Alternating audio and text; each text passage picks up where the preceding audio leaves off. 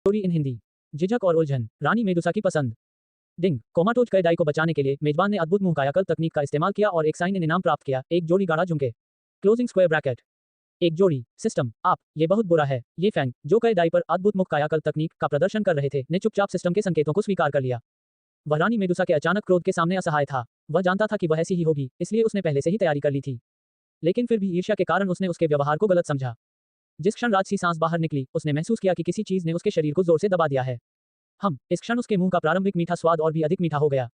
उसके मुंह में खींची गई रंग बिरंगी ओस की बूंदें उसकी कोमलता से खिलाने की उच्च स्तरीय प्रक्रिया के तहत धीरे धीरे कैडाई के शरीर में प्रवाहित हो गईं। 7 ब्रह्म वाली हरी आत्मा लार में आत्मा की मरम्मत का उत्कृष्ट प्रभाव होता है, लेकिन इसे कैडाई द्वारा अवशोषित करने की आवश्यकता होती है। कैडाई याओ लाओ नहीं है, एक छोटी आत्मा जिसे अंगूठी द्वारा अवशोषित किया जा सकता है। वह एक जीवित व्यक्ति है, लेकिन उसकी आत्मा क्षतिग्रस्त है, इसलिए उसे स्वाभाविक रूप से मानवीय अवशोषण विधियों की आवश्यकता है। इसलिए ये फैंग इतनी उत्कृष्ट चाल के साथ आया। बेशक इससे बेहतर विकल्प भी हैं, लेकिन तब आपको सचमुच अपनी मौत का जोखिम उठाना पड़ेगा। मेडुसा ने ये फैंग के ऑपरेशन को देखा, उसके बेहद नाजुक गाल गुस्से से उभरे हुए थे और उसकी आंखें बेहद ठंडी थीं। क्या ऐसा हो सकता है कि मैं पर्याप्त अच्छा नहीं हूं? इस छोटे बदमाश ने वास्तव में मेरे सामने एक अन्य महिला को चूमा। भले ही यह महिला कैडाई हो, फिर भी यह काम नहीं करेगा। लेकिन जब उसने वह शक्तिशाली आभा छोड़ी, तो उसने पाया कि ये फैंग के होठों के कोनों से धीरे धीरे चमकदार लाल रंग की एक धारा बह रही थी। ये फैंग, हिस, ऐसा आश्चर्यजनक और मार्मिक दृश्य देखकर मेडुसा को लगा कि उसने ये फैंग को चोट पहुंचाई है और उसका दिल अचानक दुख गया। प्रारंभ में जो उग्र उत्साह था वह भी शांत हो गया। सावधानीपूर्वक अवलोकन के बाद उसने अचानक पाया कि ये फैंग के नीचे उसके होंठ हल्के से हिल रहे थे, चमकीले लाल खून के निशान के अलावा रंगीन रोशनी के बिंदु भी टिमटिमा रहे थे। ये 7 ब्रह्म वाली हरी आत्मा लार का सार है जिसे उसने अभी परिष्कृत किया है, रंगीन ओस। ये रानी अभी बहुत आवेग में थी और उसे गलत समझ बैठी। ये पता चला है कि वह कैडाई को जगाने के लिए खिला रहा है। इस समय उसे बहुत ग्लानि महसूस हो रही थी, लेकिन अपनी गलती स्वीकार करना उसके लिए बिल्कुल असंभव था। कोई बड़ी बात नहीं, मैं भविष्य में इस छोटे लड़के के लिए माफी मांगने का अवसर ढूंढूंगा। इस समय मेडुसा ने पाया कि उसकी बहन कैडाई की पतली उंगलियां थोड़ी कांप रही थीं। ये काम कर रहा है। इस घटना को जानकर वह तुरंत बहुत खुश हुई और उत्साहित होकर बोली, छोटे लड़के, कैडाई ने प्रतिक्रिया दी है, कृपया जल्दी से खुराक बढ़ाएं। पफट, मेडुसा के मुंह से ऐसे शब्द सुनकर ये फैंग खुद को रोक नहीं सका और उसकी चीख निकल गई। अब सब ठीक है, कहने की जरूरत नहीं कि यह रकम काफी है। उसके मुंह में रंगीन ओस का सार कैडाई द्वारा जल्दी से अवशोषित किया जा रहा है। जब दोनों टकराते हैं तो रंगीन चमक चमकती है। तस्वीर पहले से भी ज्यादा खूबसूरत है और यह बहुत गर्म भी है। क्योंकि वे एक दूसरे से ओवरलैप हो गए थे, ये फैंग को स्पष्ट रूप से महसूस हो रहा था कि परिचित आत्मा धीरे धीरे ठीक हो रही थी। इस समय उसने अचानक दूसरे पक्ष से प्रतिक्रिया महसूस की और इस ऊर्जा के उसके शरीर में प्रवेश करने के बाद यह उसकी आत्मा को भी उदात्त कर रही थी। इससे उसे आश्चर्य हुआ। आत्मिक शक्ति उसकी कमजोरी थी और इस समय फीडबैक के तहत उसकी आत्मिक स्थिति धीरे धीरे सुधर रही थी। आत्मा शक्ति की पारस्परिक आपूर्ति के साथ ये फैंग और कैडाई भी एक साथ उदात्तीकरण की प्रक्रिया में आ गए। एक है आत्मा की मरम्मत करना और धीरे धीरे जागृत करना, और दूसरा है धीमी गति से आत्मा की शक्ति में सुधार करना। हालांकि जब वे इसमें डूबे हुए थे तो उनके बगल में रानी मेडुसा के नाजुक और सुंदर चेहरे पर एक आकर्षक मुस्कान थी। उन अत्यंत सुंदर आंखों में खुशी है, राहत है और भी बहुत कुछ है। उनके लिए चमकती क्रिस्टल धुंध। कोमा में पड़ी बहन कैडाई इस छोटे लड़के ये फैंग की मदद से धीरे धीरे जाग रही है। और ये फैंग, एक छोटा बदमाश कैडाई की मदद से अपनी आत्मा शक्ति भी बढ़ा रहा है, जो धीरे धीरे जागृत हो रही है। जो 2 लोग उसके लिए सबसे महत्वपूर्ण थे, वे एक दूसरे को बेहतर बना रहे थे और वह बहुत खुश थी। इसके अलावा इस समय उसके दिल में एक अवर्णनीय संकोच और उलझन थी। मुझे क्या करना चाहिए? नहीं, मुझे क्या चुनना चाहिए? सांप जाति की गौरवशाली रानी होने के नाते उसे इस समय ये स्वीकार करना पड़ा। वह मधुर मुस्कान के साथ बुदबुदाई, छोटे लड़के, तुम सही थे, मुझे सचमुच जलन हो रही है। मेरा छोटा लड़का, छोटा बदमाश, छोटा गैंगस्टर। अगर ये रानी, अगर भविष्य में फिर मौका मिला तो मैं तुम्हें कड़ी सजा दूंगा। लाल होठों से एक नर्म फुसफुसाहट आई जिसने एक मुस्कुराहट पैदा कर दी, जिसके साथ आंसू की 2 धारें थी जो उन आंखों से चमक उठीं और उन खूबसूरत गालों पर बह गईं। सांप लोगों की रानी के रूप में मैंने कभी नहीं सोचा था कि मेरे पास आंसू जैसी घृणित चीज होगी। और आज ही मैं इस छोटे बच्चे के लिए 2 बार रोया। पिछली बार मुझे इस छोटे लड़के ने रोका था, लेकिन इस बार मुझे इसे स्वयं ही सहना होगा। इस कमीने बदमाश को सजा मिलनी चाहिए। धिक्कार है, इसने तो मेरा दिल जीत लिया है। ममश, मुझे माफ कर दो छोटे बदमाश, यह मैं ही था जिसने तुम्हें धोखा दिया। उस खूबसूरत चेहरे पर चमकते आंसू रुकने का नाम नहीं ले रहे थे और अंततः धीरे धीरे टपक पड़े।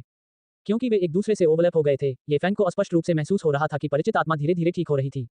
और आज ही मैं इस छोटे बच्चे के लिए 2 बार रोया। इस समय उसने अचानक दूसरे पक्ष से प्रतिक्रिया महसूस की और इस ऊर्जा के उसके शरीर में प्रवेश करने के बाद यह उसकी आत्मा को भी उदात्त कर रही थी। जो 2 लोग उसके लिए सबसे महत्वपूर्ण थे, वे एक दूसरे को बेहतर बना रहे थे और वह बहुत खुश थी। पिछली बार मुझे इस छोटे लड़के ने रोका था, लेकिन इस बार मुझे इसे स्वयं ही सहना होगा। जब ये हृदय विदारक शब्द बोले गए तो जो आंखें ये फैंग को घूर रही थीं, वे अचानक पलक झपकते ही बदल गईं। उसने निर्णायक रूप से पीछे मुड़ने और छोटे से तालाब में हरे रंग की लपटों की ओर जाने का फैसला किया। Dot dot dot dot dot dot dot dot dot dot dot dot. ये फैंग और कैडाई को इस सब के बारे में कुछ भी पता नहीं था। क्योंकि मेडुसा ने पहले भी ग्रीन लोड स्कोर फ्लेम को नियंत्रित करने के लिए सील का इस्तेमाल किया था, उसने चुपचाप बिस्तर के नीचे प्रतिबंध की एक परत बिछा दी थी जहां कैडाई कोमाटोज थी। अब ये फैंग और कैडाई पूरी तरह से उस छोटी सी दुनिया में है जिसे उसने व्यवस्थित किया है, और वे यह नहीं जान सकते कि बाहरी दुनिया में क्या हो रहा है। मेडुसा का उत्कृष्ट शरीर आइस क्रिस्टल के सामने आ गया और उसकी 2 सफेद जेड जैसी कलाइयां तुरंत उजागर हो गईं और नाजुक हाथों ने धीरे धीरे शरीर के सामने कई मुहरों को छुआ। जैसे ही क्रिस्टल की सील बदली तो उसके बैठने पर भी वह कांपने लगी। उसके ऊपर का प्रकाश पर्दा धीरे धीरे लुप्त हो गया और जब प्रकाश पर्दा लुप्त हो गया तो संयम खो चुकी ज्वाला अचानक फूट पड़ी और प्रचंड आग के गोले में बदल गई। ग्रीन लोड स्कोर फ्लेम के प्रचंड तापमान के कारण नीचे स्थित ice spirit cold spring pool भी नंगी आंखों के सामने तेजी से वाष्पित हो रहा था। धुएं के कारण तेजी से सूख रहे आसपास के बांस के जंगल की अनदेखी करते हुए रानी मेडुसा ने अपने लाल होठों को काट लिया। उसने अपने नाजुक हाथों से धीरे धीरे अपने ब्रोकेड के लबादे को खोला जिससे उसका उत्कृष्ट जेड शरीर सामने आया जो स्वर्ग से आए एक उत्कृष्ट कृति की तरह उत्कृष्ट था।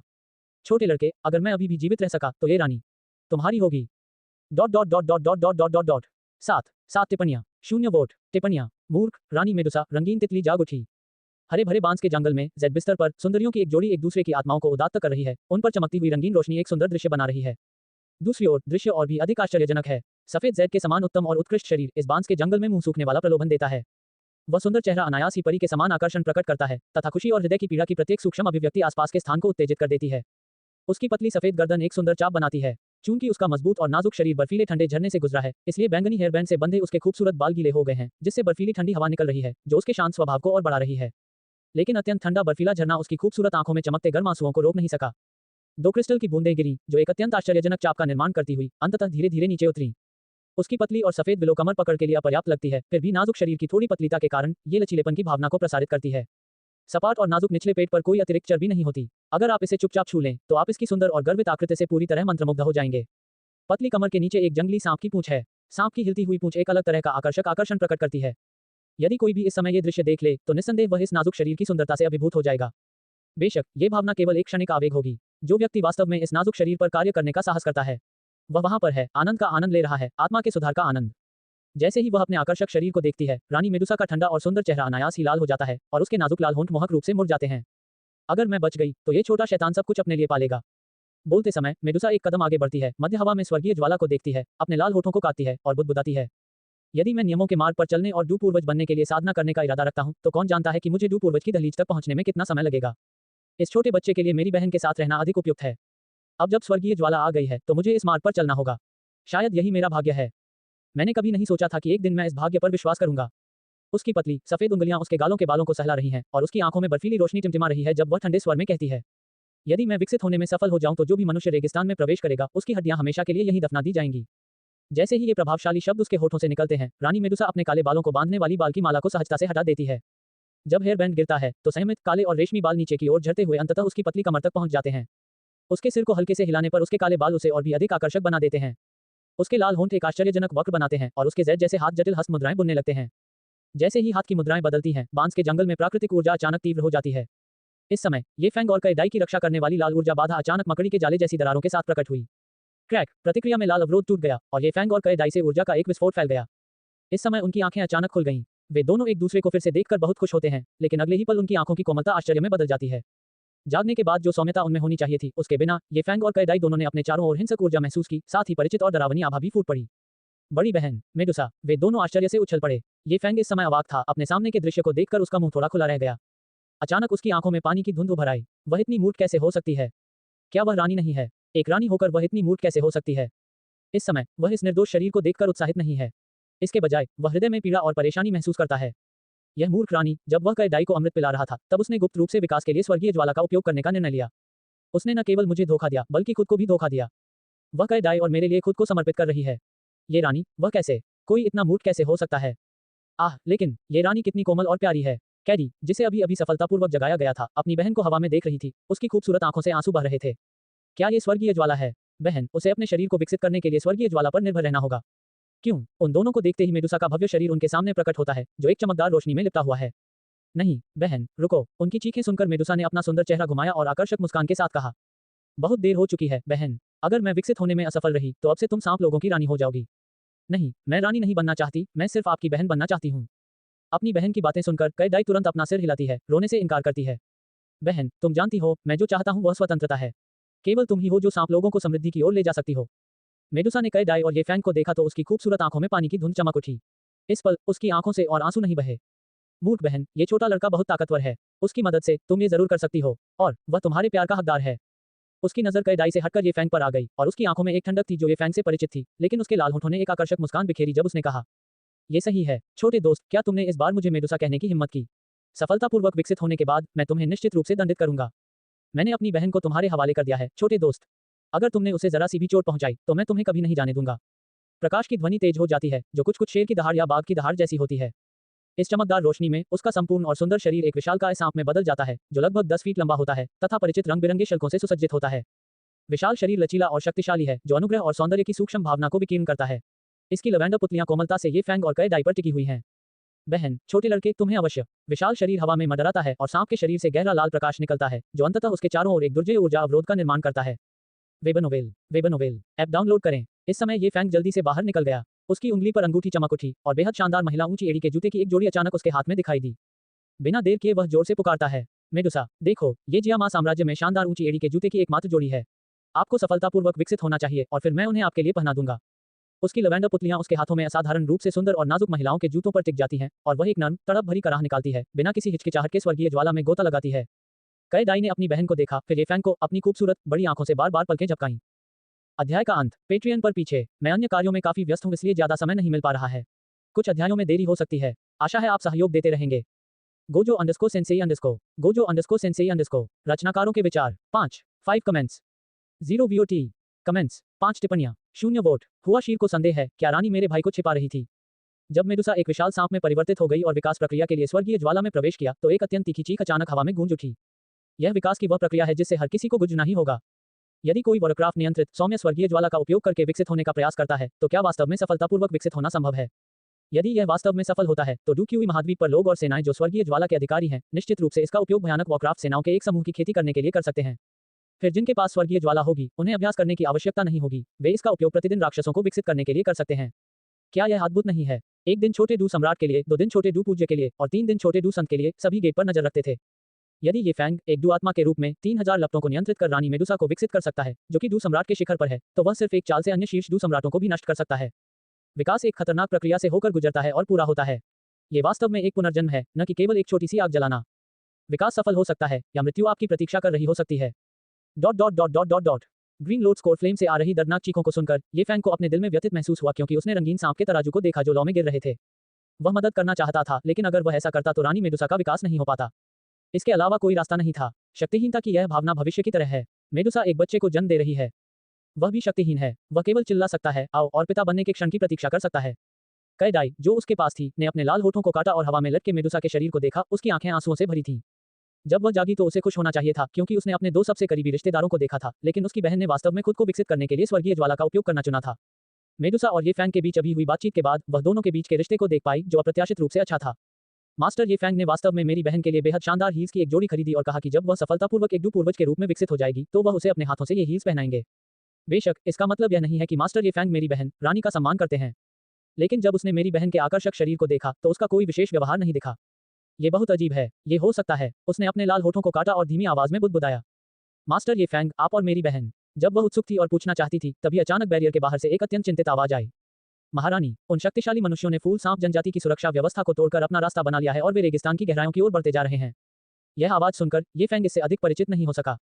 वह वास्तव में उसकी बहन बनने की हकदार थी। वह हमेशा महत्वपूर्ण क्षणों में विनाश करने या बचाने के लिए आती है, और हर बार जब वह आती है तो हमेशा सही समय पर आती है। सांप रक्षक के कप्तान के रूप में हुआ शे र को महल में प्रवेश करने का अधिकार है। ऐसा लगता है कि वह यहाँ रिपोर्ट करने आई थी, क्योंकि रिपोर्टिंग करते समय उन्हें रानी मेडुसा महल में नहीं मिली। ये सुनकर ये फैंग ने अचानक भौहें से कुड़ी, फिर कई डाई को गंभीरता से देखा और कहा, यह मेरी बहन हुआ शे र की आवाज है। मुझे उम्मीद नहीं थी कि वे इतनी जल्दी आ जाएंगे। ऐप डाउनलोड करें। वह हमेशा महत्वपूर्ण क्षणों में विनाश करने या बचाने के लिए आती है, और हर बार जब वह आती है तो हमेशा सही समय पर आती है। कई डाई कबीला बड़ी मुसीबत में है। हम बड़ी मुसीबत। कई डाई अभी अभी जागी थी और स्वाभाविक रूप से उसे पता नहीं था कि क्या हो रहा है। उसे देखकर, जो बहुत उलझन में थी, ये फैंग ने जल्दी से गंभीरता से कहा, कई डाई, मेरी बात सुनो। जियामा साम्राज्य के पिलकिंग गुहे को स्वर्गीय ज्वाला के अस्तित्व के बारे में पता है। उसने जियामा साम्राज्य के शीर्ष 10 शक्तिशाली लोगों को ज्वाला छीनने के उद्देश्य से यहाँ आने के लिए बुलाया। हम सांप जनजाति जियामा साम्राज्य के साथ युद्ध करने वाले हैं। महारानी वर्तमान में विकास कर रही हैं। हमें किसी को भी उनके काम में बाधा नहीं डालने देना चाहिए। मैं सबसे पहले अपनी बहन को ढूंढकर जनजाति के नेताओं को बुलाऊंगी। आप यहाँ महारानी को देखने आए हैं। यदि लोगों का वह समूह यहाँ आता है और वह सफलतापूर्वक विकसित नहीं हुई है, तो आपको याद रखना चाहिए, आप महारानी हैं। मैं रानी हूँ। उनके शब्दों को सुनकर कई डाई की आंखें आश्चर्य से भर गईं, लेकिन उसने तुरंत इस मामले के महत्व को महसूस किया और पुष्टि में जल्दी से सिर हिलाया। मास्टर ये फैंग, चिंता मत करो। मैं निश्चित रूप से सांप लोगों की रक्षा करूंगा और अपनी बहन को निराश नहीं करूंगा। अगर वे मनुष्य यहाँ आएंगे तो मैं अपनी बहन होने का नाटक करूंगी और मैं उन मनुष्यों पर हाथ नहीं रखूंगी। जैसे ही उसने ऐसा कहा, उसकी कोमल आंखों में एक ठंडी और कठोर नजर चमक उठी, जिससे ये फैंग को और अधिक राहत महसूस हुई। जागने के बाद कई डाई को न केवल अपनी याददाश्त वापस आ गई, बल्कि उसे वह क्षण भी याद आ गया जब अंडरवर्ल्ड के नेता यिनशे ने ये फैंग और उसे मारने की कोशिश की थी। वह ये भी समझती है कि कभी-कभी स्वतंत्रता चुनना भी एक प्रकार का पलायन होता है, और पलायन से समस्या का समाधान नहीं हो सकता। मेरी बहन सही कहती है। जब आप पर्याप्त रूप से मजबूत होते हैं, तभी आप वह पा सकते हैं जो आप चाहते हैं और उन लोगों की रक्षा कर सकते हैं जिन्हें आप बचाना चाहते हैं। वह सर्प जनजाति के हजारों सदस्यों की रक्षा करती रही है, और मैं अब और स्वार्थी नहीं रह सकता, क्योंकि इन हजारों कबीले सदस्यों के बीच मेरी प्यारी बहन और मेरे प्रिय आदमी मास्टर ये फैंग हैं। ये फैंग ने कई डाई को देखा, जो सिर हिला रही थी और उसके होठों पर एक कोमल मुस्कान थी। फिर उसने उसके माथे को चूमा और जल्दी से बह गया। दोनों के बीच की गर्मजोशी एक पल में गायब हो गई। यदि आप चाहते हैं कि गर्मजोशी बनी रहे, तो भविष्य में आपके पास बहुत समय होगा, लेकिन आप इसमें और देरी नहीं कर सकते। पीछे हटते हुए व्यक्ति को देखते हुए सुंदर और गुलाबी चेहरे वाली कई डाई ने हवा में विशालकाय सांप को देखा और चिंतित होकर कहा, बहन, आपको सफलतापूर्वक विकसित होना चाहिए। दूसरी ओर ये फैंग तेजी से बांस के जंगल से गुजरा और उसकी जांघ के नीचे एक सफेद रोशनी दिखाई दी। एक चमकती हुई सफेद रोशनी के साथ वह रानी मेडुसा द्वारा लगाए गए अवरोध को पार कर गया। रिपोर्ट करने आई हुआ शेर ने अचानक एक सफेद रोशनी दिखाई दी और उसकी खूबसूरत आंखें अचानक केंद्रित हो गईं। क्या ये दुश्मन है? दुश्मन का हमला। महारानी के पीछे के बगीचे से निकलते हुए बड़ी बहन। सफेद रोशनी की चमक में ये फैंग, जो शून्य पेगासस पर सवार था, हुआ शेर की दृष्टि में प्रकट हुआ, जिसके चेहरे पर भय का भाव था। उसने अपने सामने सफेद घोड़े पर बैठे ये फैंग को देखा और उसके चिंतित दिल को राहत मिली, क्योंकि वह तुरंत गुस्से से चिल्लाए, तुम छोटे बदमाश, तुमने अपनी बहन को मौत के घाट उतार दिया। क्या ये एक छठा स्तर का राक्षस है जिस पर तुम सवार हो? अपने सामने खड़ी बहन को 6.6 चिल्लाते हुए सुनकर ये फैंग अवाक रह गया और थोड़ी गंभीरता के साथ बोला, हाँ, ये लिटिल व्हाइट है, 6ठे स्तर का जादुई जानवर। बहन, महारानी अंदर अभ्यास कर रही हैं। उन्होंने मुझे इस मामले को संभालने के लिए कहा है। आप इसे संभालोगे? ये फैंग की बातें सुनकर हुआ शेर अचानक हैरान रह गई। मेरे छोटे भाई का महारानी के साथ इतना अच्छा रिश्ता कब बना? ये बदबूदार भाई, वह भी पीछे के बगीचे से बाहर आया है, जहां महारानी स्नान करती हैं।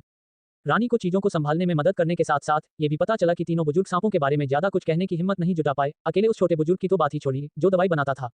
रुको, पिछली बार जब मैंने महारानी को देखा था तो उनका चेहरा हल्का लाल था और कुछ अजीब लग रही थी, और उन्होंने मुझसे कहा था कि अगर कोई महत्वपूर्ण काम ना हो तो मैं उन्हें परेशान न करूं। ये हो सकता है, हुआ शीर। क्या ऐसा हो सकता है कि महारानी ने मेरे भाई को अपने पीछे वाले बगीचे में छिपा रखा हो?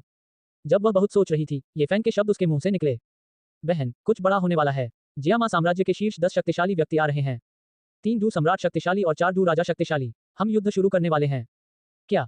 अध्याय का अंत। 5.0 वोट। टिप्पणियां। मैं तुम्हें अपना सबसे अच्छा दोस्त मानता हूं, लेकिन तुम मेरे छोटे भाई के साथ डेट करना चाहते हो।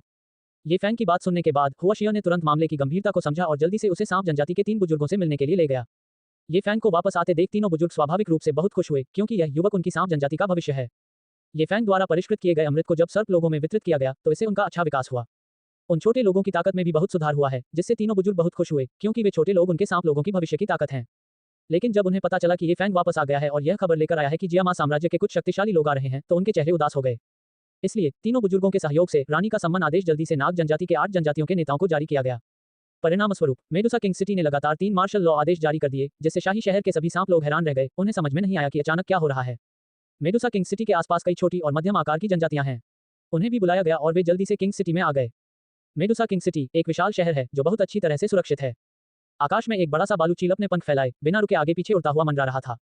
जाहिर है, ये स्नेक जनजाति की खुफिया प्रणाली है, जो किसी भी समय जियामा साम्राज्य के मजबूत लोगों के स्थान की पुष्टि कर रही है। बेशक, अगर शहर के बाहर कोई गड़बड़ी होती है तो वे अलार्म बजा देंगे। भारी हथियारों से लैस गार्ड शहर की दीवार पर आगे पीछे गश्त कर रहे थे और नीचे शहर का द्वार भी कसकर बंद कर दिया गया था, ताकि मनुष्यों के अचानक हमले के लिए तैयार रहें। सर्प पुरुष रक्षकों में कुछ ऐसे सर्प पुरुष भी हैं जिन्होंने थोड़ी अजीब वेशभूषा धारण कर रखी है। इन सर्प पुरुषों के चेहरे पर उदासीन भाव हैं और वे शहर की दीवार पर खंभों की तरह खड़े हैं। इन सांप पुरुषों के कुछ फीट के दायरे में कोई भी अन्य सांप पुरुष उनके बीच पैर रखने की हिम्मत नहीं कर रहा था। ये स्पष्ट था कि वे अजीब वेशभूषा वाले इन सांप पुरुषों से काफी डरते थे। इन सर्प पुरुषों की पहचान स्वाभाविक रूप से सर्प जाति के सबसे विशिष्ट सैनिकों मेडुसा सर्प रक्षकों से है। ये फैंग की पुरानी इकाई थी। हालांकि ये फैंग को कुछ ही दिनों में पदोन्नत कर दिया गया था, लेकिन उन्होंने रानी मेडुसा के निजी रक्षक, रिश्तेदारों और दोस्तों के साथ के रूप में भी काम किया। इन स्नेक गार्ड्स में सबसे कम शक्तिशाली डू मास्टर्स हैं। बेशक, ये फैंग जैसे सच्चे प्रतिभाशाली लोग भी हैं जो स्नेक जनजाति से संबंधित हैं और उन्हें संरक्षित और विकसित किया जाना चाहिए। इस समय शाही शहर के ऊपर लंबे नीले बालों वाली एक खूबसूरत सर्पिनी अपने पास खड़ी हुआ शेर से असमंजस में पूछ रही थी, बहन हुआ शीर, महारानी हमें बुलाने के लिए इतनी उत्सुक क्यों है? क्या हुआ? कुआं वेब नोवेल ऐप डाउनलोड करें। हुआ शेर ने असहाय होकर आह भरी और जैसे ही वह उसे बताने वाली थी, उनके सुंदर चेहरे अचानक से जम गए और वे दूर आसमान की ओर देखने लगे। उनकी आंखों में अचानक आसमान के किनारे एक छोटा सा बिंदु दिखाई दिया। पलक झपकते ही वह तेज हवा के साथ विशाल शहर के ऊपर दिखाई दिया। जैसे ही काला धब्बा दिखाई दिया, शहर की दीवार पर तैनात पहरेदारों ने देखा कि आकाश में उड़ते बड़े बड़े रेत के चीलों ने तुरंत खतरे की आवाज निकाली। दुश्मन का हमला। ध्वनि सुनते ही असंख्य सर्प पुरुषों ने अपने विषैले भाले उठा लिए और किसी भी समय आकाश में उपस्थित आकृतियों को मार गिराने के लिए तैयार हो गए। शहर की दीवार पर खड़ी 2 खूबसूरत सर्प स्त्रियां अपने सुंदर चेहरों पर आकर्षक मुस्कान के साथ आसमान की ओर देख रही थीं। जब वह काला धब्बा शाही शहर से लगभग 100 मीटर दूर पहुंचने वाला था, तो वह अचानक हवा में रुक गया और एक हल्की ठंडी चीख गूंजी। ब्लैक स्नैक जनजाति के नेता मोबास महारानी से मिलने आए हैं। ये ध्वनि गड़गड़ाहट की तरह रेगिस्तान में शाही शहर की ओर आई, जिससे सांप के भाले पकड़े हुए सांप रक्षकों ने एक पल में खुद को नीचे कर लिया। वह भी यहाँ है। आकाश में उस आकृति को देखकर हुआ शेर राहत की सांस लेने से खुद को रोक नहीं सकी। सांप जनजाति का एक और नेता आ गया है। वे पहले से ही जानते हैं कि सांप लोगों के सभी नेताओं का आना असंभव है, क्योंकि जियामा साम्राज्य के शक्तिशाली लोगों ने फूल सांप जनजाति के माध्यम से तोड़ दिया है। फूल सांप राजा नेता के रूप में घायल हो गया है और उन तक बिल्कुल भी नहीं पहुंच सकता है। अंडरवर्ल्ड के पिछले नेता की बहुत पहले मृत्यु हो चुकी है और वहां का नेता केवल एक अस्थायी कमांडर है, यहाँ तक कि एक मजबूत डुकिंग भी नहीं है, इसलिए निस्संदेह यहाँ आना एक भ्रम है। 8 कमांडरों में से केवल 6 ही बचे हैं। अगर वे सभी आ सके तो बहुत अच्छा होगा, लेकिन जियामा साम्राज्य के उन शक्तिशाली लोगों की गति बहुत तेज है। शहर की दीवार पर खड़ी 2 महिलाओं के चेहरे खुशी से भर गए और उन्होंने उस आकृति की ओर देखा जो बिजली की तरह उनकी ओर आ रही थी। हुआ शेखर, यू मेई, क्या हुआ? लगातार 3 मार्शल लॉ आदेश जारी किए गए। मोबास, जो हुआ शीर के सामने आया, ने तुरंत अपने सामने खड़े 2 लोगों से पूछा। मुझे भी नहीं पता, आपके आने से पहले मैं अभी भी सिस्टर हुआ शेखर से पूछ रहा था। ठीक है, सिस्टर। नीले बालों वाली सर्पिनी, जिसकी अत्यंत पतली काया उसके आकर्षक स्वरूप को उजागर कर रही थी, ने आलस्य से उत्तर दिया। और जिस खूबसूरत महिला ने हुआ शीर से सवाल पूछा है, वह कोई और नहीं बल्कि मोहक सांप जनजाति की नेता यूमेई है। वह इतनी जल्दी क्यों आई, इसका कारण न केवल ये था कि वह शाही शहर के सबसे करीब थी, बल्कि इसलिए भी क्योंकि वह वर्तमान में उस नखलिस्तान में स्नान कर रही थी जहां ये फैंग ने एक बार उसका सामना किया था और अपने आप को शुद्ध कर रही थी। मोहक सांप जनजाति के नेता के रूप में ये फैंग के साथ भाग लेने के बाद वह हमेशा बिना किसी कारण के वहां जाती थी। स्वयं को शुद्ध करने के अलावा यूमेई उस युवक से भी मिलना चाहती थी जिसे वह वापस जनजाति में ले गई थी। जब से उसने आखिरी बार जनजाति में ये फैंग को अलविदा कहा था, उसे अपने दिल में खालीपन महसूस हो रहा था, जैसे कि उसके जीवन में कुछ कमी थी, इसलिए वह उस खालीपन को भरने की कोशिश करने के लिए नखलिस्तान में जाएगी। इस विचार के साथ यूमेई को भी पता था कि यह बहुत खतरनाक था, लेकिन वह अपने दिल में आवेग को नियंत्रित नहीं कर सकी और फिर चीजें नियंत्रण से बाहर हो गईं। हुआ शेखर का उसके साथ बहुत अच्छा रिश्ता है, लगभग सबसे अच्छे दोस्तों जैसा, लेकिन अब उसे अपनी सबसे अच्छी दोस्त के छोटे भाई के लिए एक विशेष भावना है। यह एहसास वह इसका वर्णन नहीं कर सकती थी और वह इसे अच्छी तरह से समझा नहीं सकती थी। शायद यह अधिकार जताने की भावना थी। हुआ शीर, सिग्मा ए, मैं तुम्हें अपना सबसे अच्छा दोस्त मानता हूं, लेकिन तुम मेरे छोटे भाई के साथ डेट करना चाहते हो। यूमेई ने अपनी कमर सीधी की, उन गर्वित आकृतियों को पूरी तरह से दिखाते हुए और अपनी खूबसूरत आंखों से चारों ओर देखा, किसी का निशान खोजने की कोशिश करते हुए। हुआ शेखर, जो उसके सामने थी, यूमेई की आंखों से भ्रमित हो गई थी, खासकर जब उसे बहन कहा गया था, जिससे उसे बहुत अजीब लगा। जब से यूमेई शाही शहर में आई है, उसने अपने पीछे और फिर चारों ओर देखा है। हुआ शेखर, जो उससे बहुत परिचित थी, को लगा कि कुछ गड़बड़ है। वह क्या देख रही है? वह क्या ढूंढ रही है? एक बड़ी बहन? ये हो सकता है उसके मन में भी मेरे भाई के बारे में कुछ विचार हैं। मैं तुम्हें बहन की तरह मानता हूं, लेकिन तुम वास्तव में मेरे छोटे भाई की साथी बनना चाहती हो। यूमेई, तुम्हारा विचार बहुत खतरनाक है। तुम वास्तव में महारानी के मुंह से खाना छीनना चाहते हो। ये वास्तव में दुस्साहस है। मुझे लगा कि यह मौका है कि मैं चुपके से उसे यह बात बता दूं। अगर महारानी को यह बात पता चल गई तो परिणाम अकल्पनीय होंगे। ओह, मोबास ने घबराई हुई एक महिला की ओर देखा जो अपने ही विचारों में खोई हुई लग रही थी, कोई चिंता नहीं दिखा रही थी और अचानक उसे लगा कि वह थोड़ा निरर्थक है। Dot dot dot dot dot dot dot dot dot dot dot dot. अध्याय का अंत। हुआ शीर, हे, जब उन दोनों ने हुआ शेखर की गंभीर आंखों को देखा तो यूमेई और मोबास को तुरंत एहसास हुआ कि इस बार सब कुछ उतना आसान नहीं था जितना हर बार इंसानों के हमले के समय होता था। मनुष्य हमला कर रहे हैं, क्या आपको उनकी वास्तविक ताकत का पता है? उसकी आंखें सिकुड़ गईं और मोबास ने अपनी आवाज में औपचारिकता और मुश्किल से छुपाई जा सकने वाली ठंडक के साथ पूछा। इस सवाल ने यूमेई को गंभीर बना दिया। उसके अपने मामलों की तुलना में कबीले के मामले अधिक महत्वपूर्ण थे। 3 डू सम्राट, 4 डू राजा और 5 डू आत्माएं। हुआ शेखर ने अपने मोहक लाल होठों को दबाया और फुसफुसाया, मोबास, यूमेई, इस बार हम बड़ी मुसीबत में हैं। क्या इन लोगों ने इतने सारे लोगों को कैसे इकट्ठा किया? तीनों डू सम्राट, सभी यहाँ हैं। दोनों व्यक्तियों के चेहरे अत्यंत गंभीर थे और मोबास ने गहरी आवाज में पूछा, क्या आपने महारानी को सूचित किया है? उन्होंने क्या कहा? मैंने आपको सूचित कर दिया है, लेकिन महारानी अभ्यास कर रही हैं। उन्होंने मेरे भाई से इसे संभालने और आपको बुलाने तथा सुरक्षा के लिए आने को कहा है। हुआ शेखर ने असहाय होकर कहा। ओह, ये सुनकर यूमेई और मोबास फिर से दंग रह गए। महारानी ने ये फैंग को इसे संभालने के लिए कहा। कहां से आता है? यूमेई ने अपनी आंखें झपकाईं और धीमी आवाज में मजाक किया।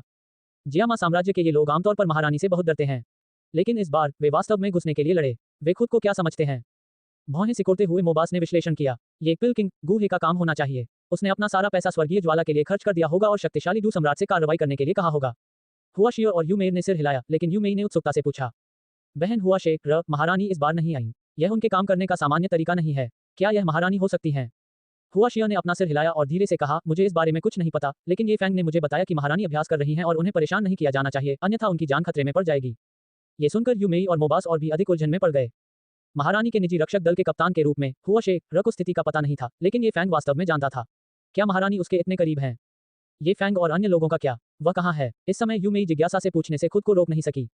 हुआ शेखर के लाल होंठ थोड़े ऊपर उठे और जब वह जवाब देने वाली थी, उसका सुंदर चेहरा अचानक बदल गया। उसकी आंखें दूर आसमान की ओर देखने लगी और उसने ठंडी आवाज में कहा, मुसीबत आ रही है। जब उसने शहर के बाहर अचानक उपस्थिति महसूस की तो मोबास और यूमेई जो किनारे पर थे, उन्होंने भी इसे महसूस किया। हवा में घूरते हुए उनके चेहरे काले पड़ गए, लेकिन उनके दिलों में इस समय तूफान था। हुआ शेखर को वास्तव में अपने सामने एक दुश्मन की उपस्थिति का आभास हो गया था, जो उन्हें आश्चर्यचकित करने के लिए पर्याप्त था।